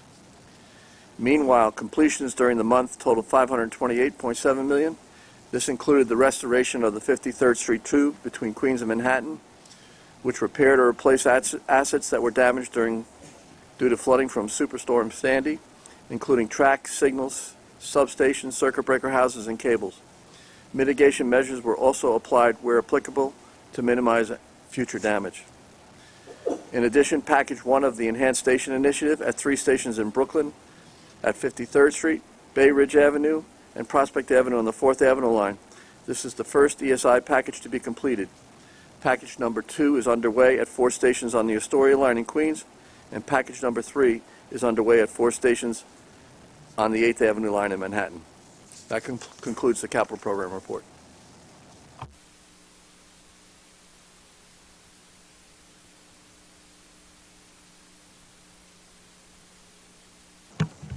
Good afternoon. The procurement package, which presents New York City transit procurements, includes 16 actions totaling $1.7 billion in expenditures. I would like to highlight 3 procurement actions included in this month's agenda. I'm particularly excited to highlight this first action, the request to award a base contract to Kawasaki Railcar Incorporated to design, furnish, and deliver 535 subway cars comprised of 440 new closed-end cars, 20 open gangway test cars, as well as 75 cars for Staten Island Railway, for a total base contract amount of $1,445 million. These new cars will replace existing R46 cars operating on the B Division and the fleet of R44 cars operating in Staten Island. The contract also includes 2 options, one for 640 cars and a second for 333 or 437 cars in either an open gangway or closed-end configuration, for an overall total of up to 1,612 cars. The procurement was conducted as a federally funded competitive request for proposal requiring proposers to provide their most aggressive yet achievable delivery schedule. Well in advance of the solicitation, a worldwide industry outreach was conducted to all major car builders and subsystem suppliers to ensure maximum opportunity and enhanced competition. Proposals were received from 2 competitors, Kawasaki and the R211 Partners, a contractual joint venture between Bombardier Transportation Corp. And CRRCMA Corporation. The technical proposals were evaluated by the selection committee in accordance with the advertised evaluation criteria, and both proposers were invited for oral presentations. Upon completion of the oral presentations and review of price proposals, the selection committee conducted a thorough and detailed evaluation and unanimously determined that Kawasaki was the technically superior proposer and that Kawasaki was the most technically qualified to perform the work because its proposal met and in some areas exceeded New York City Transit's requirements. Kawasaki's proposal demonstrated a thorough understanding of New York City Transit's operating environment and its needs. In contrast, the selection committee unanimously determined that the R211 Partners proposal did not meet the minimum requirements of or lacked essential information relating to key technical evaluation criteria. Among other concerns regarding the R211 Partners proposal was Bombardier's greatly delayed delivery performance on New York City Transit's existing R179 contract, for which Bombardier was over 2 years late in meeting the contractual delivery schedule. Based upon the technical evaluations and review of price proposals, the Selection Committee unanimously recommended and the Executive Committee unanimously concurred that the R211 Partners be eliminated from further consideration for the R211 procurement and that New York City Transit proceed with negotiations with only Kawasaki. New York City Transit's negotiating team worked with Kawasaki from a technical and pricing perspective in an effort to obtain from Kawasaki the most competitive, technically acceptable proposal. The Selection Committee reviewed the results of negotiations and evaluated Kawasaki's proposal in accordance with the evaluation criteria and unanimously recommended Kawasaki for award. The Executive Committee unanimously concurred with the Selection Committee's recommendation. The final negotiated pricing, all of which has been deemed fair and reasonable, is $1,445 million for the base contract of 535 cars, approximately $1,327 million for option 1 for 640 open gangway cars, and $913 million for option 2, 437 open gangway cars. The total price of $3,685 million for the base and both options is approximately $796 million, or 18% less than the engineer's estimate of $4,481 million. Negotiations produced a combined savings for base and both options of approximately $228 million when compared to an interim proposal reflecting the revised car quantities. Board approval will be sought before options are to be exercised. This is the first New York City Transit contract to include the United States Employment Plan for creation and retention of U.S. jobs. Career pathways, training for new hires, and outreach, as well as the requirement for submitting worksheets detailing the number and dollar value of U.S. jobs are required. Kawasaki, along with its subcontractors, has committed to provide approximately 470 United States jobs for the base award, with a total estimated value of $125 million. If both options are exercised, the total potential value of U.S. jobs is estimated to be $270 million.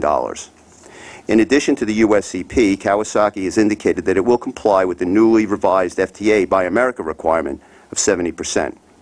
Now, in regard to new features, all of the cars will come equipped with closed-circuit TV, new crash energy management, flexible digital information and advertising displays, wider doors and niche areas, new LED lighting, and new interior and exterior color schemes. In addition, we have negotiated a doubling of the warranty and reliability metrics for doors, braking, and HVAC subsystems areas that have been the target of fleet reliability improvements. The remaining two procurement actions that I will highlight are Enhanced Station Initiatives, or ESI, and are the fourth and fifth design-build contracts to be competitively solicited and awarded under the ESI program. Package 1, as you may recall, for improvements at 3 Brooklyn stations was completed on schedule by November 2017. The focus of the ESI program and the subject of these contracts is on improving the customer experience, the continued responsibility of providing a state of good repair in stations, and the development of underlying station aesthetics through design innovation, which together will result in stations that are cleaner and brighter, and through the use of more intuitive wayfinding and the inclusion of 21st century amenities such as Wi-Fi and cellular connectivity will be easier to navigate. With the addition of improvements at the 7th and 8th Avenue line stations at Penn Station, this program now includes 33 pre-selected stations throughout all 5 boroughs. I would also like to point out that in an effort to emphasize the criticality of the schedule component of the ESI program, all ESI design-build packages include early completion incentives for additional reductions to station closure durations, as well as liquidated damages for extended durations resulting from contractor delays. An authorizing resolution requesting the use of a 2-step competitive request for proposal procurement process was approved by the board in April 2016. As a result of the RFQ process, 5 design-build teams were selected. Pursuant to the authorizing resolution, only these pre-qualified teams are eligible to propose on all ESI RFP in Step 2. The first of the 2 ESI program procurement actions I would like to highlight is the award of Package 4 for the design and construction of improvements at 23rd and 57th Streets stations along the 6th Avenue line, 28th Street station on the Lexington Avenue line, and both the 7th and 8th Avenues stations at 34th Street Penn Station in Manhattan to Judlow Contracting Incorporated in the amount of $124.9 million and a duration of 11 months. The RFP was issued on November 1st, 2017, and 3 proposals were received on December 13th, 2017. The selection committee reviewed the technical proposals and subsequently reviewed the price proposals submitted by each proposer. After review and consideration of all proposals based on the selection criteria, the selection committee unanimously recommended Judlow for award. Judlow submitted a strong proposal that was determined to offer the best overall value to New York City Transit. Judlow proposed a strong design and construction team with key members coming from the recently completed and successful South Ferry project. Judlow was the only proposer to offer a reduction of the overall project duration from 12 to 11 months and proposed the earliest delivery of all but one of the 5 stations in this package. Jud-Lo also proposed to exceed the MWBE goals by providing the greatest MWBE participation of all proposers. Additionally, members of the selection committee met with Jud-Lo executive management and their key design and construction personnel proposed for Package 4, whereby Jud-Lo amplified their design schedule and approach. In recognition of issues raised by MTA regarding Jud-Lo's past performance on the Cortlandt Street Station project, as well as concurrent commitments on the Canarsie Tunnel Rehabilitation Project, Jud-Lo's senior project management from both Cortlandt and Canarsie projects were also in attendance. Jud-Lo discussed their strategy of using a different electrical subcontractor on each of the 3 projects as evidence of their approach to addressing potential capacity issues and address their commitment to the successful completion of each project. To further demonstrate its commitment to the ESI program and the project schedule, Jud-Lo committed to doubling the contract's liquidated damages.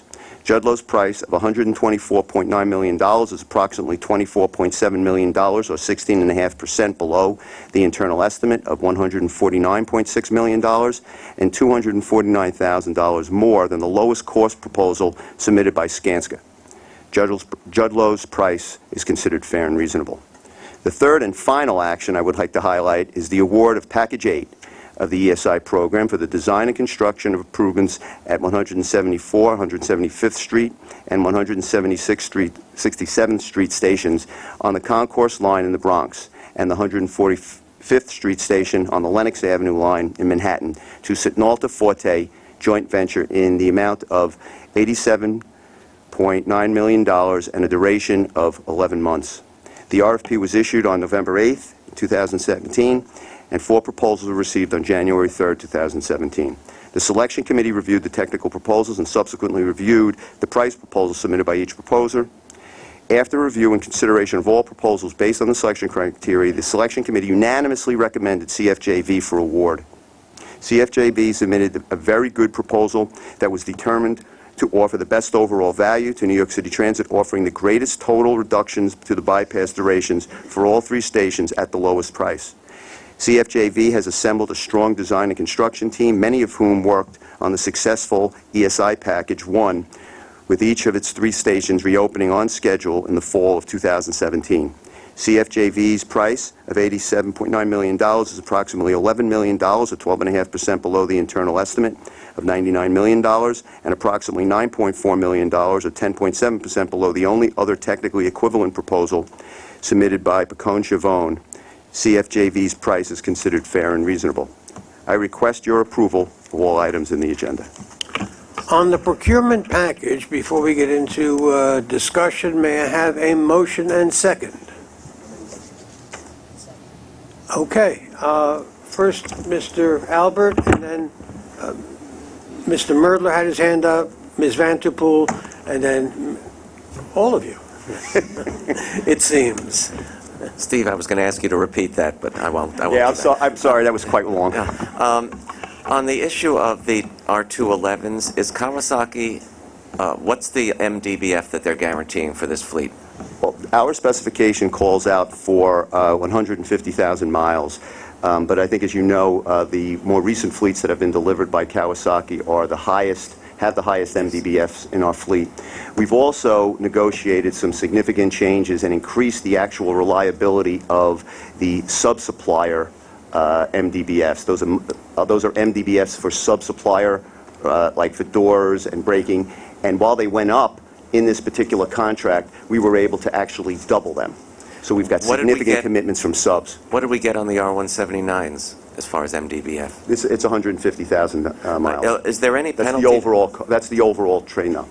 Is there any penalty to Kawasaki for late delivery, having been burned on the R179s? I'm asking this for a reason. The liquidated damages on this contract almost tripled. So we've increased them from what was otherwise $200 a day, which on a 5-car concept which would be $1,000, up to $574 a day. So significantly increased. And lastly, on the Enhanced Station Initiative, you don't anticipate both 34th Street and 8th Avenue and 34th Street and 7th Avenue happening at the same time, do you? No. Okay, thank you.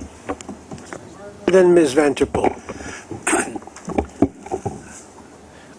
First, with respect to Kawasaki, This is a major undertaking on its part, given the number of cars involved.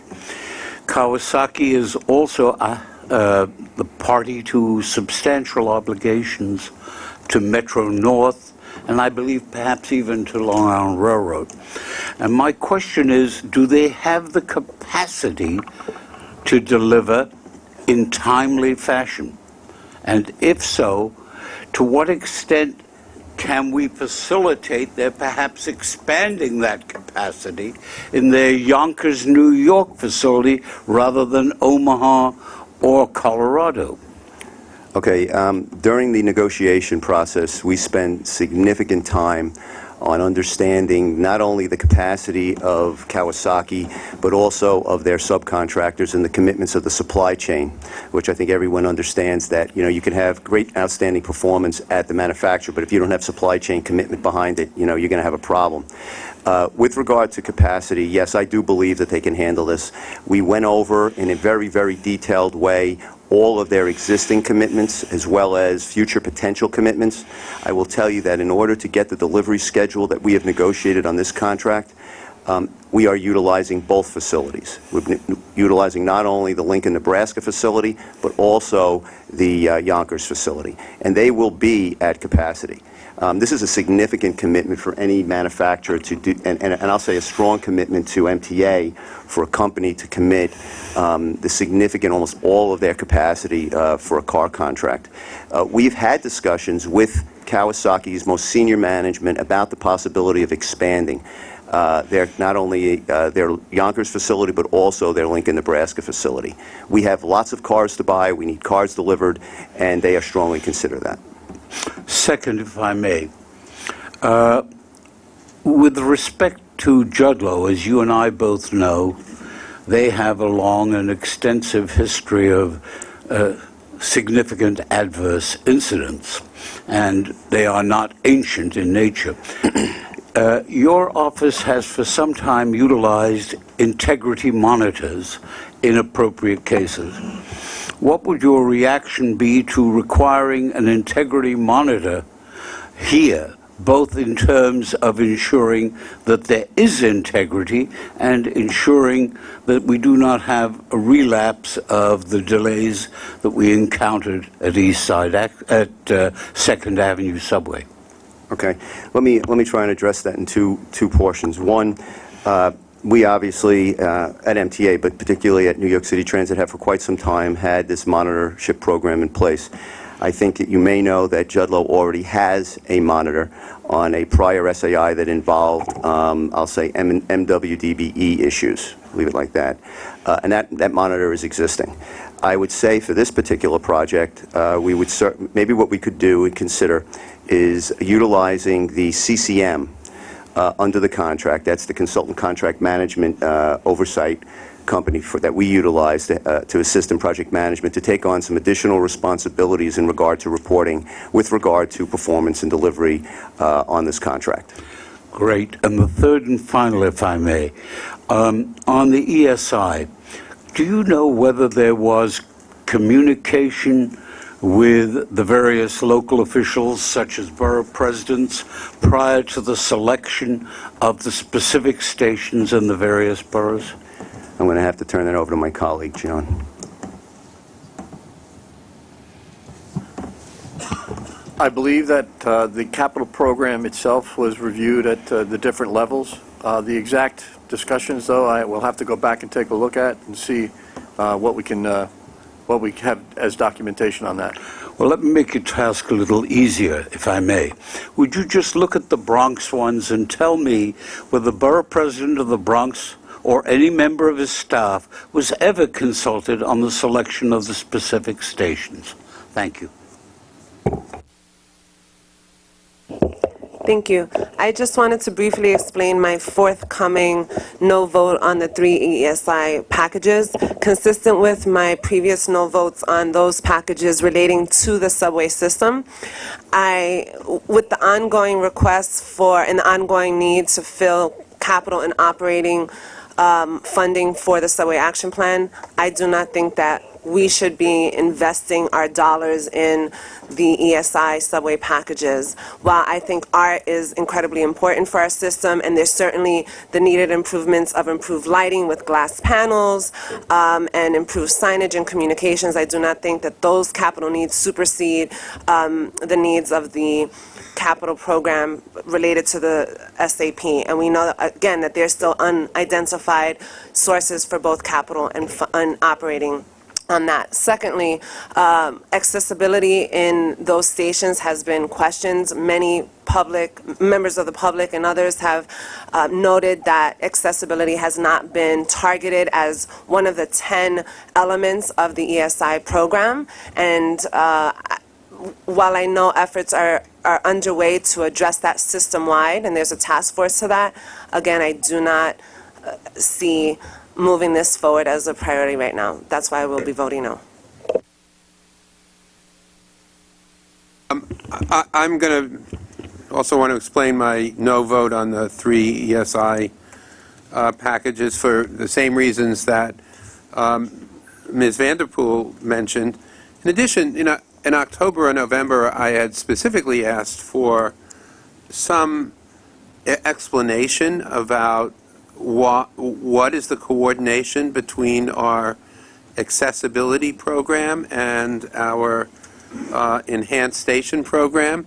And even though I am, I guess, on the accessibility working group, I'm still waiting for that. And I still don't know what the criteria were to select these stations for the ESI program, what the criteria are to select other stations for the accessibility program, why these two programs are operating in an uncoordinated fashion with each other, and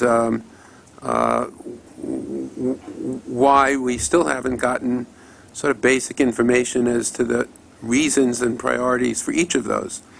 In addition, with respect to the Penn Station stations, 7th Avenue and 8th Avenue stations at Penn Station, as we all know, there is quite a significant effort to redevelop Penn Station itself.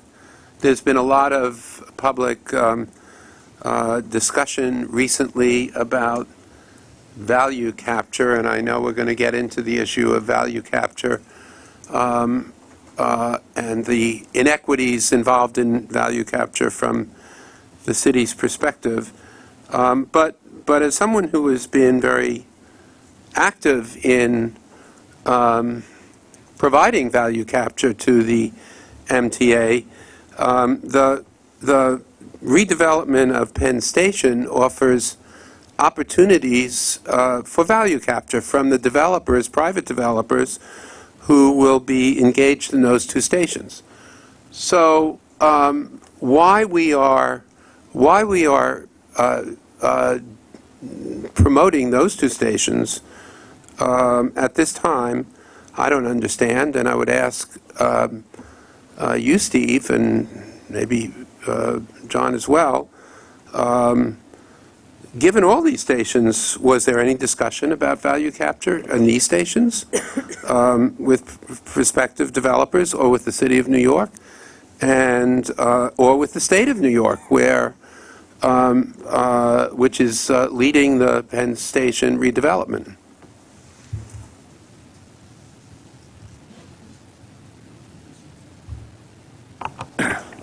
First, I just want to correct on the 34th and 8th, and 34th and 7th Street stations.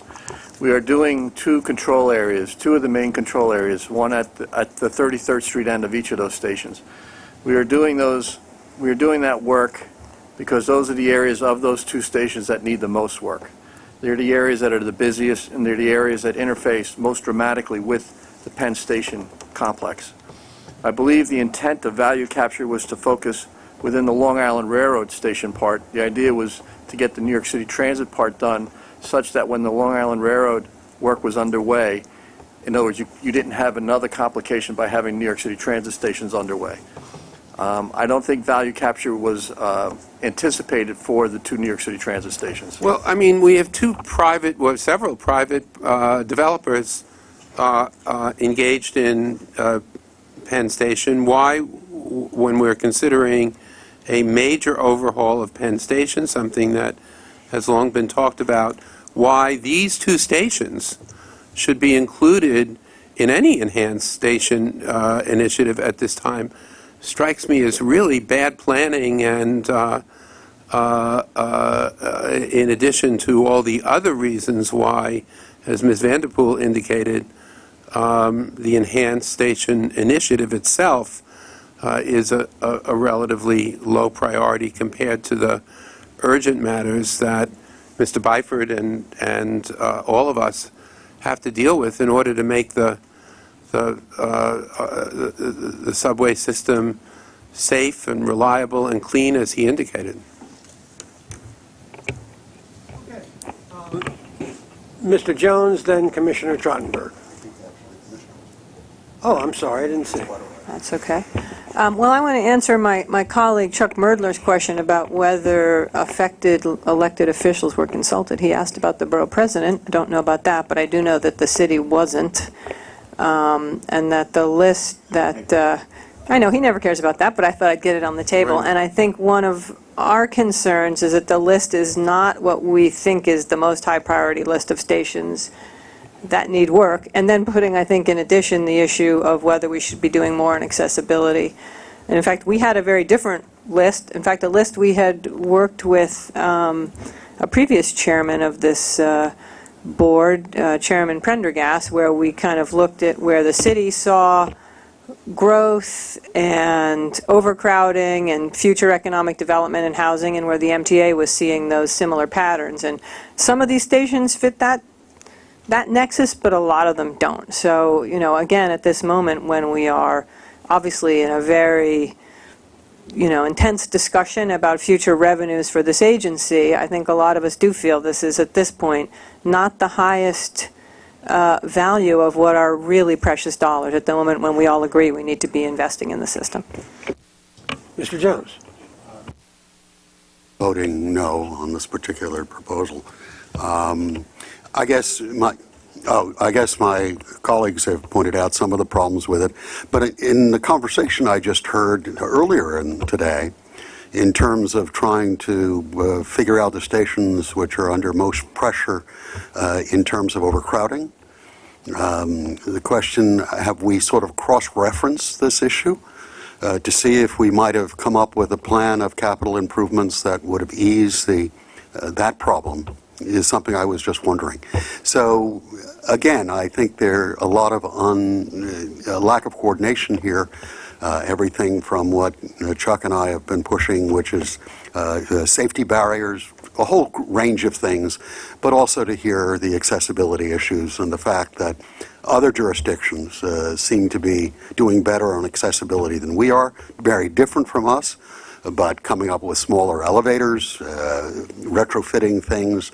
I'd like the sort of innovation of the Genius Award applied to accessibility as well. Thank you. Yes, Mr. Greenberg.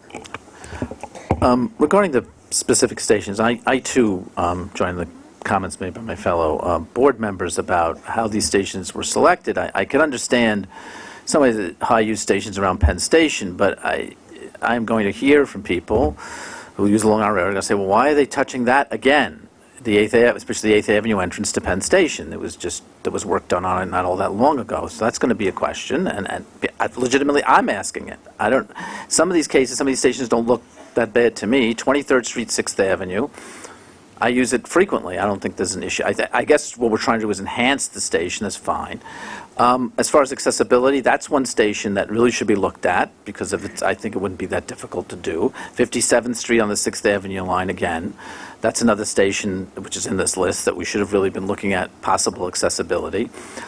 And when we look through these stations also, when we select the stations, I think there's an issue here with where is there an accessibility desert. And in the Bronx, where these stations were selected, there's not accessible stations around there. So if we're going to be touching a station and showing people we're doing renovation, and then we say, no, if you travel by a wheelchair, you can't get into that area. We're going to spend money on this. It sends a very bad message. I'm sorry to say. So, I think there's a lot here about accessibility. Accessibility should be a consideration, and not just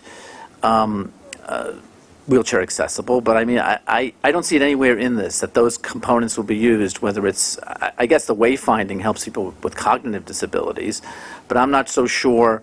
And we have some stuff for blind people in the entire system, but I don't know if these initiatives are really addressing that. If someone could tell me what's being done here for accessibility other than people who use wheelchairs, because that's not being done at all here, I would appreciate that so we could know what's being done. But those underlying problems that my fellow commissioners, I agree with them. I can't dispute that. Dr. Metzger. Thank you. I definitely relate to many of the comments that were made, especially with respect to the accessibility question. It's very key in my mind, and I think we need to prioritize it, and I'm glad that the committee is looking carefully at it. I'm going to vote yes, but I'd like to point out that we've had similar questions in the railroads as to why certain stations were selected. And I think one of the issues is the need to develop a more comprehensive and more transparent system for advanced planning on these initiatives. Eventually, every one of these stations has to have some work. Every single one of them. So what criteria are being used, and how transparent can you be with that? And I think that the board has every right to contribute to that process and provide you with what we think are the right criteria to use. This is not the time to do it because you're well down the road, and I believe that you all know more about these stations than I do, and I trust your judgment on that. But you really do need to provide us with more information and a clear plan moving forward how every one of our stations will someday be improved. Thank you. Just for the sake of... I'm sorry, I forgot to... Excuse me, Mr. Greenberg. Okay. Could I just make a... Sure. Thank you. For the sake of clarity on one issue, I believe 161st Street is accessible. So that's just one stop down from 167th Street, but that's a bit of Bronx arcana. Mr. Greenberg. Yes, I could give you a list of stations that I've been in that are in desperate need of renovation or some improvement. I mean, they happen to be on the JZ line in Lower Manhattan. It's been like that for some time. So I don't know if they're on the list. We could talk offline about that, but that's my. I don't see them on it. I do think some of these stations don't really need the kind of investment we're talking about at this time. If we're making these choices, and we have limited amount of capital money. Mr. Reckler. Listen, I think that some of the comments here I also relate to, and Dr. Metzger, relate to yours as well, and I would plan on voting yes as well, but I think it would be helpful if we can get some feedback from the team as to why you chose these stations. I mean, you're here, you're the professionals, you have a much better insight than we do, so if we can have that feedback, it may help people coalesce around this. Okay. The feedback? Well, I was going to just add a little bit to, I mean, I think Steve mentioned in the summary of the procurement that the Enhanced Station Program involved not just the improved customer experience, but state of good repair as well. So these stations need state of good repair. I mean, on the stations that we've done, a lot of platform work, a lot of infrastructure work, repairing leaks within the station, in addition to all the other efforts to increase the wayfinding within the station and the overall experience to bring them up into the 21st century with regards to Wi-Fi and other components within those stations. So while that program was moving forward, that doesn't mean, and I think we've said at previous board meetings, that the ADA effort is also not moving forward. And there's a significant amount of effort with regards to that, and I know with the new president there's a renewed interest in making sure that ADA is something that we take a look at moving forward. One thing that we've talked about is opportunities to incorporate ADA into some of these stations, and we're looking at Westchester Square right now in the Bronx. It's one of the stations in the future that is in an upcoming enhanced station package, and we see that as a great opportunity to add ADA into that. There's a number of bus lines that terminate there, and that's just to demonstrate where there's an opportunity. We will look at that moving forward. So that's just another area. The other piece I would mention to Commissioner Weisbrod, I certainly understand the question as to the two Penn Station locations, why move them forward now. It is something that we did discuss internally, and understanding that there is significant work coming up, we saw it as an opportunity to minimize the amount of construction activity in the future redevelopment of the Long Island Railroad part of Penn Station and address the New York City transit entrances in advance to minimize those impacts. Can I, I'm sorry.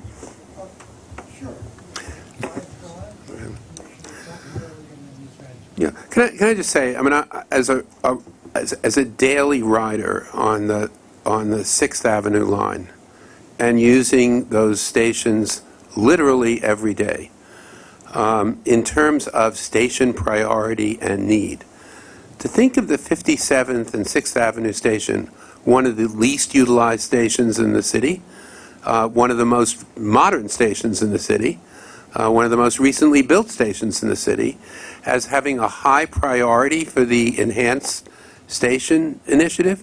I just don't understand on what criteria you make that judgment. I mean, this is a station that was one of the most recent stations, other than the 42nd, other than the 2nd Avenue 4 stations and the number 7 extension that was built in the city of New York. And I would also say that it is probably one of the stations that's easiest to provide accessibility to, since it's a very shallow station. So I just don't understand, in addition to all the other issues we've all raised, how a station like 6th Avenue and 57th Street can possibly be considered a high priority station in a program that should be, at least in my view, a relatively low priority initiative compared to the urgent issues and capital issues that we all want to see resolved in order to have effective train service.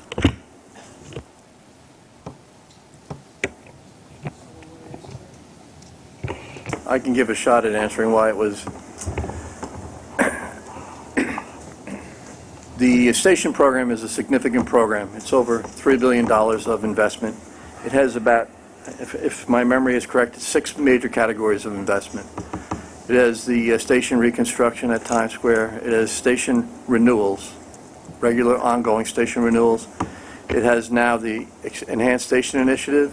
It has station component work. It has new ADA stations. And it has then elevator and escalator replacement. So when you took a look at the whole list of stations that were in the capital program proposal, when the Enhanced Station Initiative was considered, we took a look at those stations that were already part of the program. They were already identified for some form of component repair. And so while the 57th Street and 6th Avenue may look good, there are sections of that station that needed a component investment. So we took advantage of the fact that there was a need for component investment to strategize on how to create a new viewpoint, a new look for stations that would not have necessarily taken us to the most, the stations with the greatest overall need, which then would come with the greatest overall cost.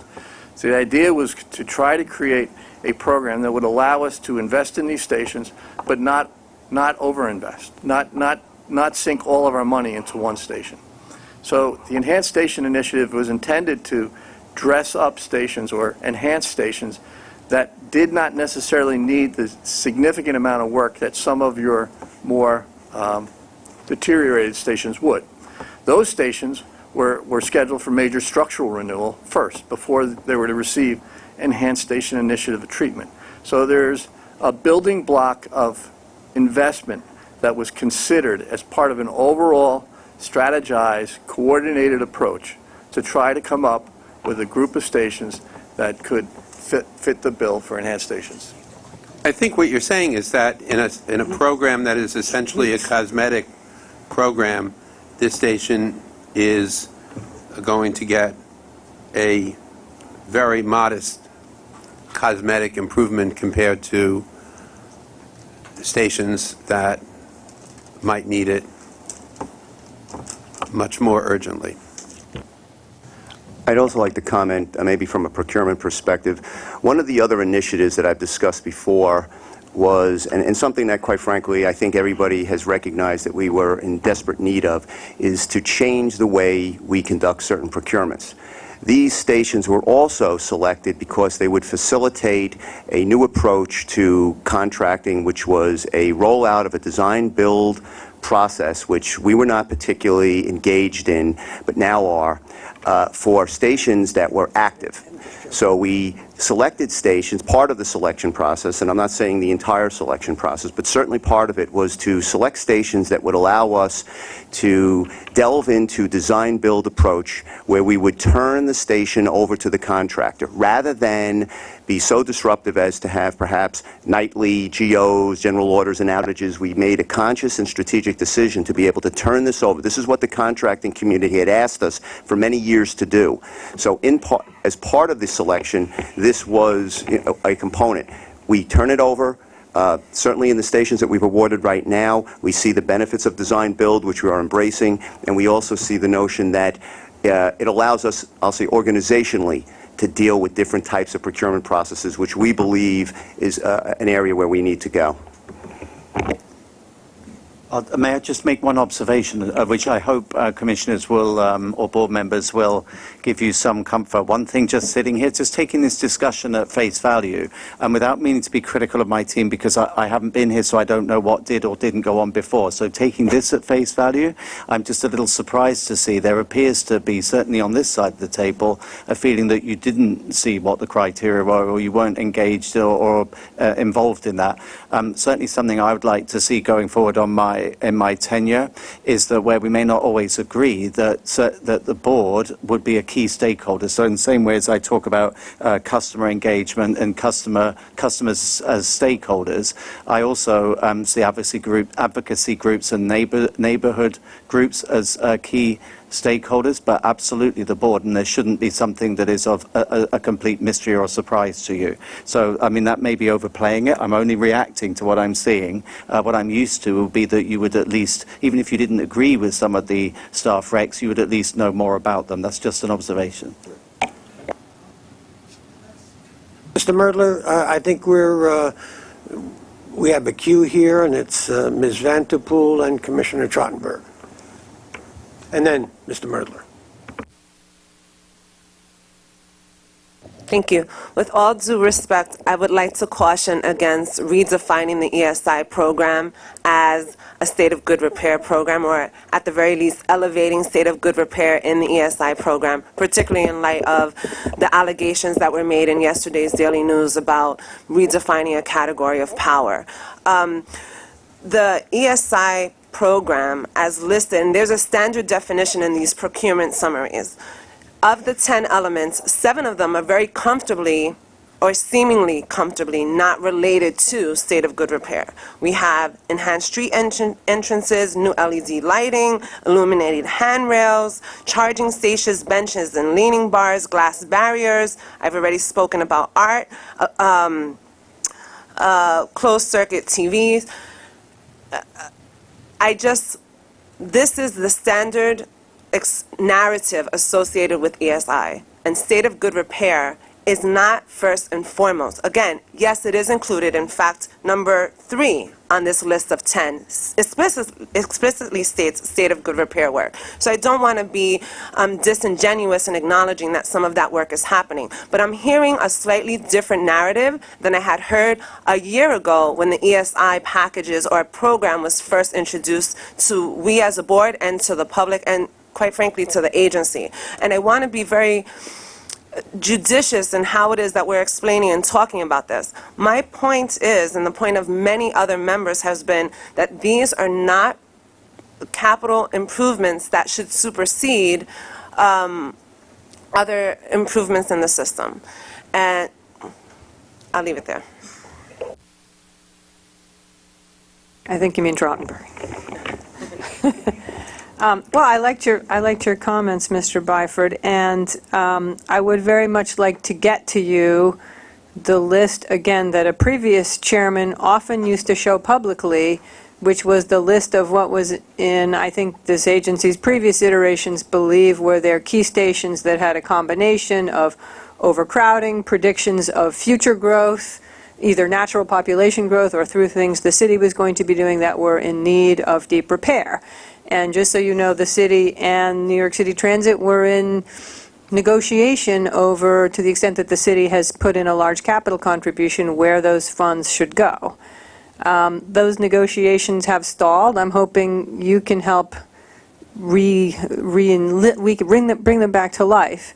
But I think it's distressing that that list of projects, which I took to be this agency's priorities, and which meshed very well with the city's priorities, working with the Department of City Planning, which looks at what's happening in terms of future population growth, the zoning changes in economic development.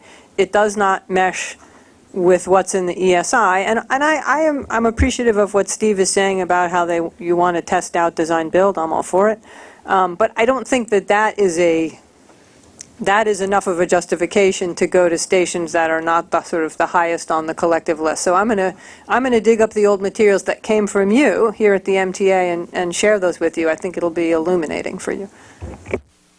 Mr. Merdler. There's two, since I've never laid eyes upon it. Presented it publicly, so I will share it with the whole board. It was, Why not? Yeah, happy to. Mr. Merdler. Mr. Blyford, if I may, you are interested in ascertaining the root cause of many things. And here, if you listen carefully, as I know you do, the root cause quite clearly was a failure on the part of the construction group to communicate, to consult, and to get the benefit of opinions of others. That should not recur. I will vote for this, but I will tell you that was a mistake that should never recur. Okay. I think we're ready for a vote. May I ask for a show of hands? All in favor, please indicate. All procurement as they are presented. If anyone would like to separate their vote, by all means.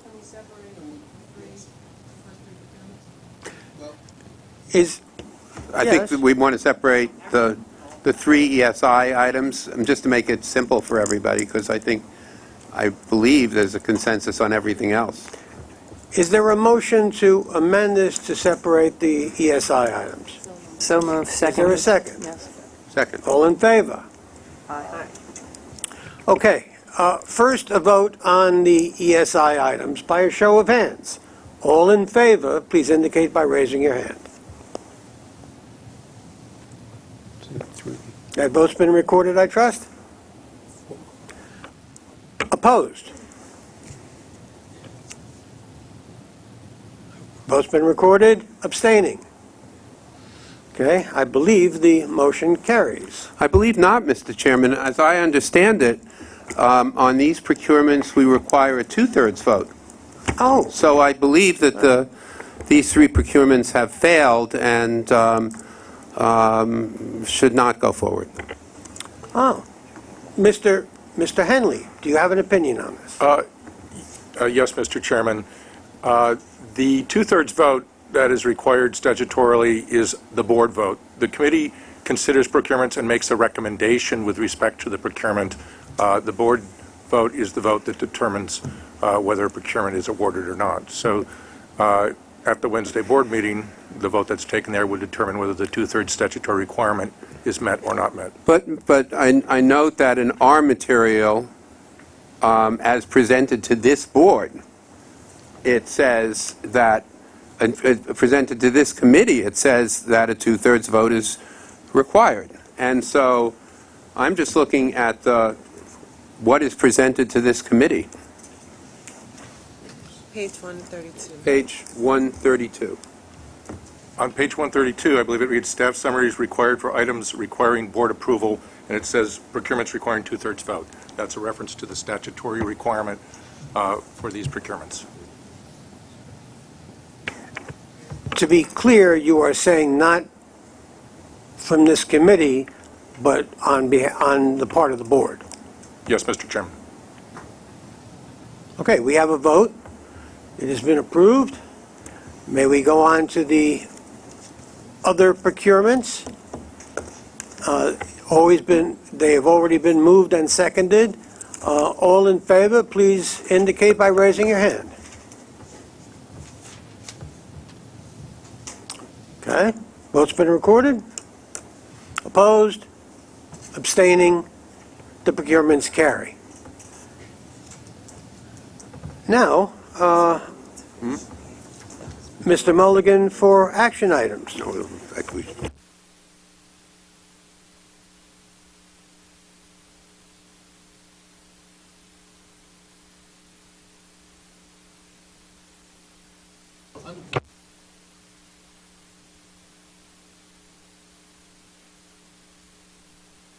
Thank you. 2 general order transfers during planned general order service disruptions. These changes are intended to ensure that subways and bus customers who have paid a trip with a MetroCard can complete their one-way trip for a single fare during major disruptions in service, whether those changes are planned or unplanned. We anticipate that there will be no significant revenue impact as a result of this change. I ask for your approval of this action. Is there a motion to approve? Second. Is there any discussion on this? All in favor? Aye. All opposed? Abstaining? The change carries. Mr. Cafiero, service changes? Thank you. This month we have one staff summary for committee information. We are presenting 52 bus schedule changes on 44 routes that have been identified for proposed changes in service frequency and/or running times in our April 2018 schedule adjustment. To provide passengers with the most efficient and effective service possible, New York City Transit regularly reviews, evaluates, and revises schedules to accurately match current rider demand and operating conditions and make resources available where they're needed. 27 bus schedule changes reduce service frequencies to more closely align service with customer demand and to meet established bus loading guidelines. These savings will be reinvested into 19 bus schedule changes which increase service frequency to meet MTA loading guidelines for bus operation, and 6 bus schedule changes which modify running times to improve reliability utilizing information on the latest available traffic conditions. Most of these changes reflect slower traffic speeds. This concludes the service change section of the agenda. Are there any questions or comments on the service changes? First, Mr. Albert, and then Mr. Merdler. I'm sorry to have to say this again, but this action, actually it's not an action, it's for information only, perpetuates the self-fulfilling cycle of death for bus routes. For one reason or another, certain routes are not getting through on their schedule, whether it's construction, whether it's congestion in the streets, whatever. Because those buses have become slow, riders have opted for a different option. So when the counts are done, the counts show fewer riders, so once again the service is cut, which is a self-fulfilling cycle of death.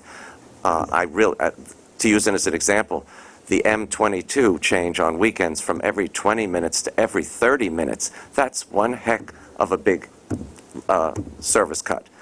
So I again ask for a demonstration route where dispatchers are placed, where transit works with DOT to make sure the bus lines get through and service is improved, and let's see if the riders come back. Because if we keep doing this, we've got a lot of new buses on order. I don't know where they're going to go because we're not going to have bus service anymore. You cannot keep decimating bus service like this. Buses are an option, and they should be an option.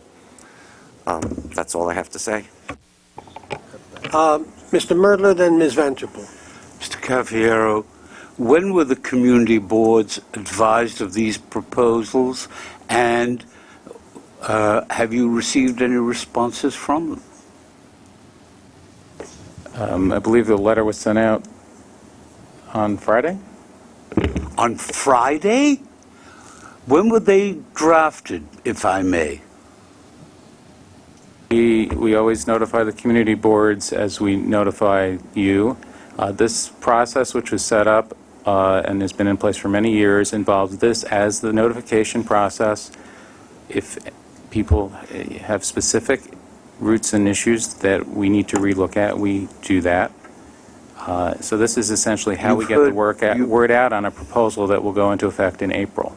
You've heard my response to that statement many times over the years. Mr. Blyford, if you want feedback from communities, if you want feedback from community organizations, you have to tell them. You have to let them know. This has been a process that has been going on and the subject of complaint by all of the community boards in the city of New York for the past 7 years that I've served on this board. Namely, they are not consulted, their opinions are not sought, and only belatedly are they even told what's happening. And when they are told, they have a problem. Andy Albert's point is entirely well taken.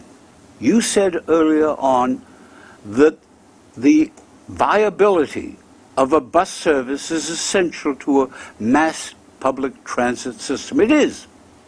But it cannot exist unless the people who use it know what's going on. This is another example of the hubris that you heard a few moments ago. And it's wrong. Top that if you can.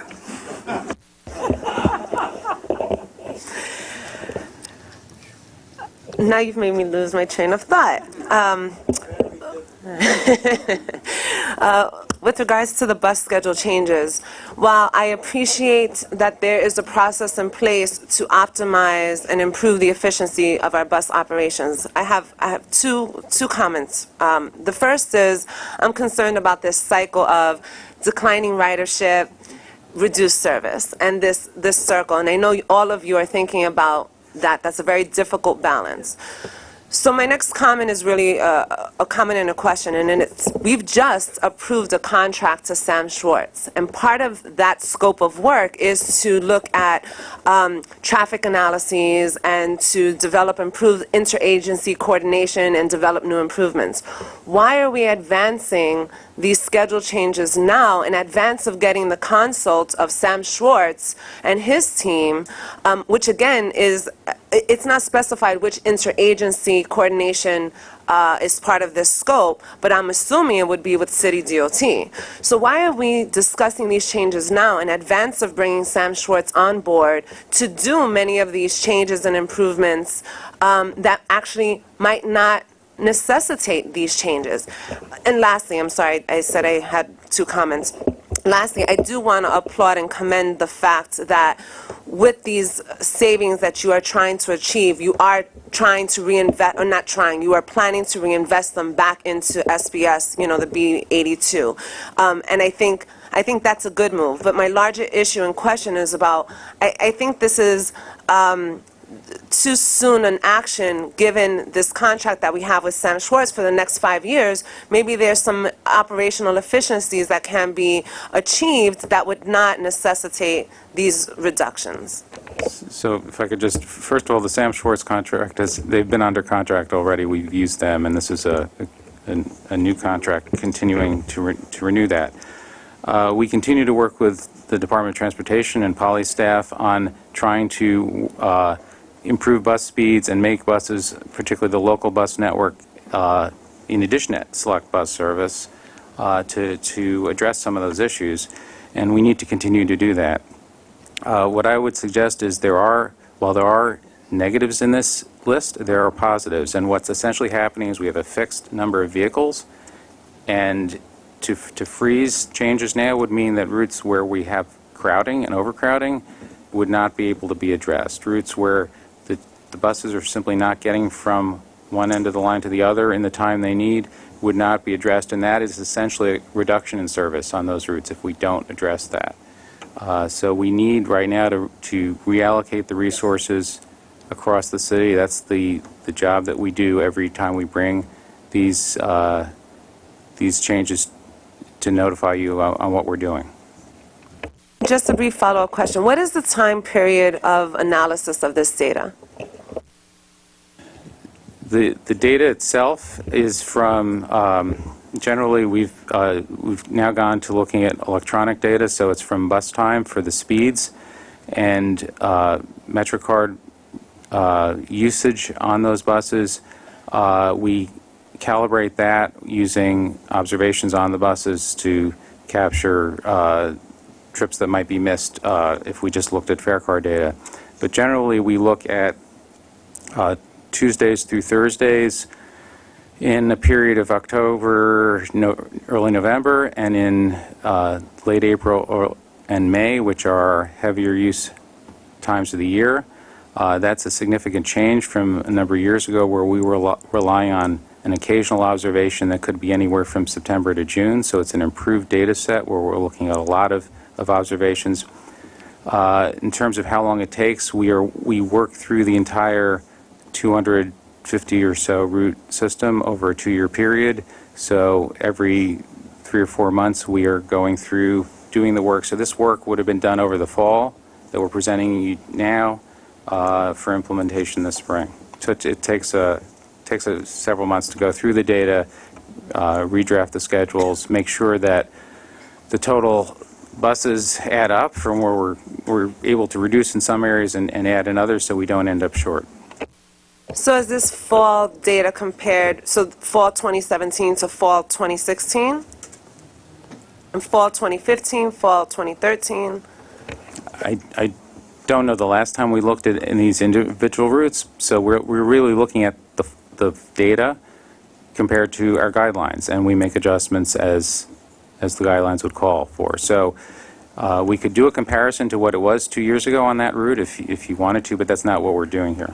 I think the rationale of my question is really, are we sure that the 27 proposed reductions are not just addressing a blip in the data, or are they reflecting trends over a period of time, over many years? On a route-specific basis, we can look into that. I think in general, as we outlined about a year ago when I presented the ridership trends on buses, that there's been long-term trends in Manhattan and inner Brooklyn and Queens near Manhattan to be declining, and areas further out have been growing, but it varies throughout the city. We do, as I said, we're looking at about 6 weeks worth of data now and not just 1 or 2 days, so less likelihood that there's a blip, but if there is some specific concern that anyone has, and that's why we present it to the board as well as to the public for this as information, but also to get your knowledge to contribute to this. If there's some particular route that for some reason has a concern that maybe we missed something, we would, our goal is to hear that back and get that feedback and take another look at it. Again, if I might just add to this, when we always have a prelim before these meetings, as you would expect us to do, because we need to make sure we're all on the same page, and we are, although I had some unease when I first heard about this item, being frank, precisely because of the point that Commissioner Albert made, that there is a danger that you do get into that downward spiral. So one of my challenges to my team was, what's the driving force here? Is it about saving money, or is it about better allocating finite resources to those routes that most need them? And the answer was the latter. So I can't really comment on the accuracy or the merits or otherwise of these particular changes. I rely on far smarter people than me in ops planning to do that. But going forward, absolutely. I made a deliberate reference earlier on in my opening comments about having, as one of my 4 equal priorities, having bus reliability as one of those 4. And I meant what I said. I wouldn't have said it otherwise in public. And so I think already I'm minded to put together a bus action plan to mirror the subway action plan, because bus customers are equally as important to me as subway customers. So I do want, with my team, to look at, to Commissioner Albert's point, what are the, again, back to my favorite mantra, what are the root causes of declining ridership across the system and by route, ROUTE, and what interventions might arrest that decline, those declines. So that is something that I'm very alive to. That's why I mentioned that as an equal priority, and I do foresee a bus action plan as part of the corporate plan to which I referred earlier. Thank you, President. Forgive me, Mr. Chair, just a final comment.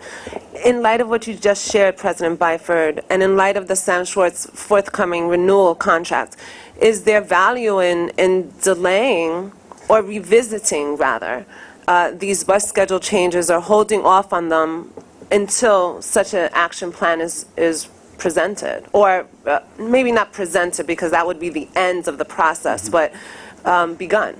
My fear would be what my colleague, Mr. Caffiero, just said, namely that were we to do that, you don't then accrue the benefits on the routes to which these vehicles would be deployed. And a comprehensive analysis of our a very extensive bus network will take quite a long time. So my advice would be not to do that. Nothing is irreversible. If we do find through analysis that there is benefit in increasing service on a route and or reinstating, then that can always be done. Nothing's set in stone, but I wouldn't advocate holding off on these changes precisely because then you are at a stroke obviating the potential to improve where data equally shows they're urgently needed. Mr. Albert. I expect this will be the last. Peter, these routes that were scheduled for service reductions, did any member of the team go out and look at the roads they're traveling on to see if there were extenuating circumstances which would have prevented good throughput of these vehicles, i.e. construction, road construction, double parking by commercial vehicles, all these things that slow down bus travel? Route by route, obviously. I'm not going to say we did comprehensive on each of these at this phase. We were out often and looking at a lot, as you heard from one of the public speakers early on. Daryl's team and my team have been out on the Upper East Side and in many other places, and with Commissioner Trottenberg's team. There are many problems throughout the city, and we all know that. And our goal is to solve those problems. But it's a challenge. Just to comment on President Byford's last comment that nothing is irreversible and that we would reverse these should we see a demand. Once the route's been cut and once those riders have found alternate means of travel, how would you get them back? You'd have to do a major advertising campaign. Guess what? M22 service is operating on its old frequency again, or words to that effect. I also see that the M104 is being slated for another cut, and everybody on the Upper West Side is always complaining about 104 service and how it's been cut over the years. And fortunately, we have a subway underneath the road that it travels on, but a lot of these other routes there's no subway. Okay. I think we've all said what we needed to say it several times. So I'm going to ask President Byford to make his special reports and presentations and take us toward the conclusion of this meeting. Okay, thank you, Mr. Chairman. In Section 9 of this month's agenda, we have our regular status report on the MetroCard program. In addition, as noted at last month's meeting, we have a transit recidivism initiative presentation on convictions and sentence outcomes for the committee's information. This presentation was requested as an adjunct to the transit recidivism report that was provided to you previously, and I'll now hand over the chair or the dialogue to Jim Henley for discussion. Thank you, Mr. Chairman and Mr. President. You have before you a presentation consisting of 5 slides plus an appendix. The appendix provides the committee with thorough information on each of the cases tracked that were tracked with the DA's offices during the period of the initiative based upon arrests that occurred and that we referred to and followed with the DA's offices in the first 6 months of the project. By now, most but not all of these cases tracked have resulted in a conviction outcome and or a sentencing outcome or both, so you can see some of the preliminary results of the project. Turning to the next slide, this table summarizes the recidivist arrest prosecutions initiative as followed, showing the extent to which convictions in these matters have been obtained. If you look at the column on the left, it shows, on the right, it shows total arrests of 54 tracked during that period of the DA's offices. 11 of those matters remain open, in other words, have not resulted in a conviction or disposition as of yet. The remainder of those matters, the 41, have resulted in dispositions, and you can see that 41 of those 43 matters that have resulted in disposition resulted in a conviction. 40 of those were obtained by guilty plea. One of those cases was tried, and 2 of the cases were dismissed. So in a large percentage of the cases, the DA's offices have achieved convictions of the matters that were being tracked with those offices. Of the 43 cases, you can see that conviction was achieved, one or more charges was a result in 41 of the 43, 95% rate. It's notable that nearly all of these convictions were the result of guilty pleas, 40 of the 41 convictions. One single case was tried, as noted. In some, prosecutors obtained convictions at a very high rate in the tracked cases, and in nearly all instances obtained convictions through pleas. The remaining 4 slides in the presentation take a further look at these cases, examining what charges were prosecuted in the cases in question, looking at whether pleas were taken to top charges or to lesser offenses, and finally, the last 2 slides summarize the sentences that have resulted. Going to the next slide. Tempting to go to the next. Thank you. This, I will be brief given the lateness in the hour for the committee meeting. This, excuse me? All right. This slide compares arrest charges to prosecuting charges broken down by the sex offenses and the index felonies. I can provide more detail to members. The appendix also provides a good more detail. Notable is obviously when prosecutors receive arrest charges, they have to review the evidence and the law. The prosecuting charge has to fit that. So you see evolution in what's charged. For example, the number of persistent sex abuse arrests was greater than the number charged because of statutory requirements of that crime that there be 2 prior convictions within a 10-year period. If that's not the case, it'll be prosecuted as a forcible touching case in these instances, which is why you see the rise in number. Going to the next slide, you see the number of cases of the convictions we referred to. It talks to the number of cases that resulted in pleas based upon the top charge that was prosecuted, or were the cases convicted based upon pleas taken to lesser charges. As you can see, there's a very high percentage, nearly 3/4 of the cases, the guilty plea was taken on the top charge, showing that once the prosecutors had determined the charge to pursue, most of the time that's the charge that was convicted and sentenced. The final 2 slides summarize the sentencing outcomes in the 36 cases in which sentences have been imposed. There's still some cases in which there were convictions but that await sentence. These are broken down by sex offense sentences as shown here. For these cases, there are 12 of those. Looking just at the top line, the persistent sex abuse charge and conviction is an E felony. That's the most serious of the sex offenses that was prosecuted. It resulted in a substantial sentence of 3 years plus post-release supervision for 5 years. As you go down to the next 2 sections, the forcible touching and public lewdness, those are not felonies, those are misdemeanors. Concordantly, the sentences imposed are far shorter. The maximum sentence for a misdemeanor is a sentence of 1 year or less, and that for a B misdemeanor, which is public lewdness, is 3 months. Going to the next slide, you see a summary of the index felony sentences.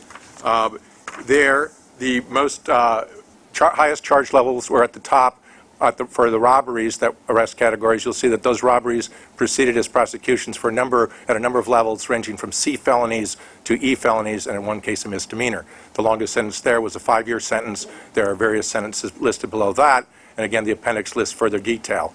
The burglary charge shown in the middle is one that may be familiar to some committee members. That was the case prosecuted in the King's DA office of a notorious copper thief that was charged as reckless endangerment as a D felony and resulted in a substantial sentence of 2.5 to 5 years.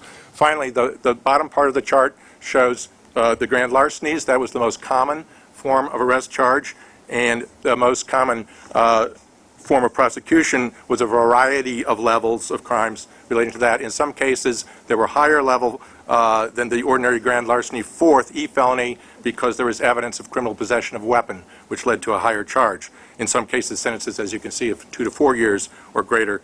And in the standard grand larceny fourth e-felony prosecutions, there were substantial sentences in some cases, such as 1.5 to 3 years, and in other cases, far shorter sentences, depending on the facts in each case. I'm happy to take questions. There's further detail provided in the appendix. I think this is responsive to the request of the committee members for report on actual convictions and outcomes for the first 6 months of the project for the cases that were tracked. Any questions from the committee? Hearing none, thank you, Mr. Henley. I want to inform the committee members that the regular MTA report is included in Section 10 of this month's agenda. And do you have any questions or comments on it? Question? Yes. I understand from Mr. Ng that the production is speeding up on Cortlandt Street. Are you happy with what's going on at this point? I think I've told everybody that there has been a marked change in the way that that company is conducting that project since this board acted on their last ESI project. I'm never ready to say I'm happy until a project is closer to completion than this one is. But there continues to be a marked change in their conduct, such that I don't think it should bear on what you do on that other project. That's good news. Thank you. If there is nothing else, and we are at the conclusion of our agenda, may I have a motion to adjourn? Second, all in favor, this meeting's adjourned. Thank you. Ready? I heard you were clean shaven.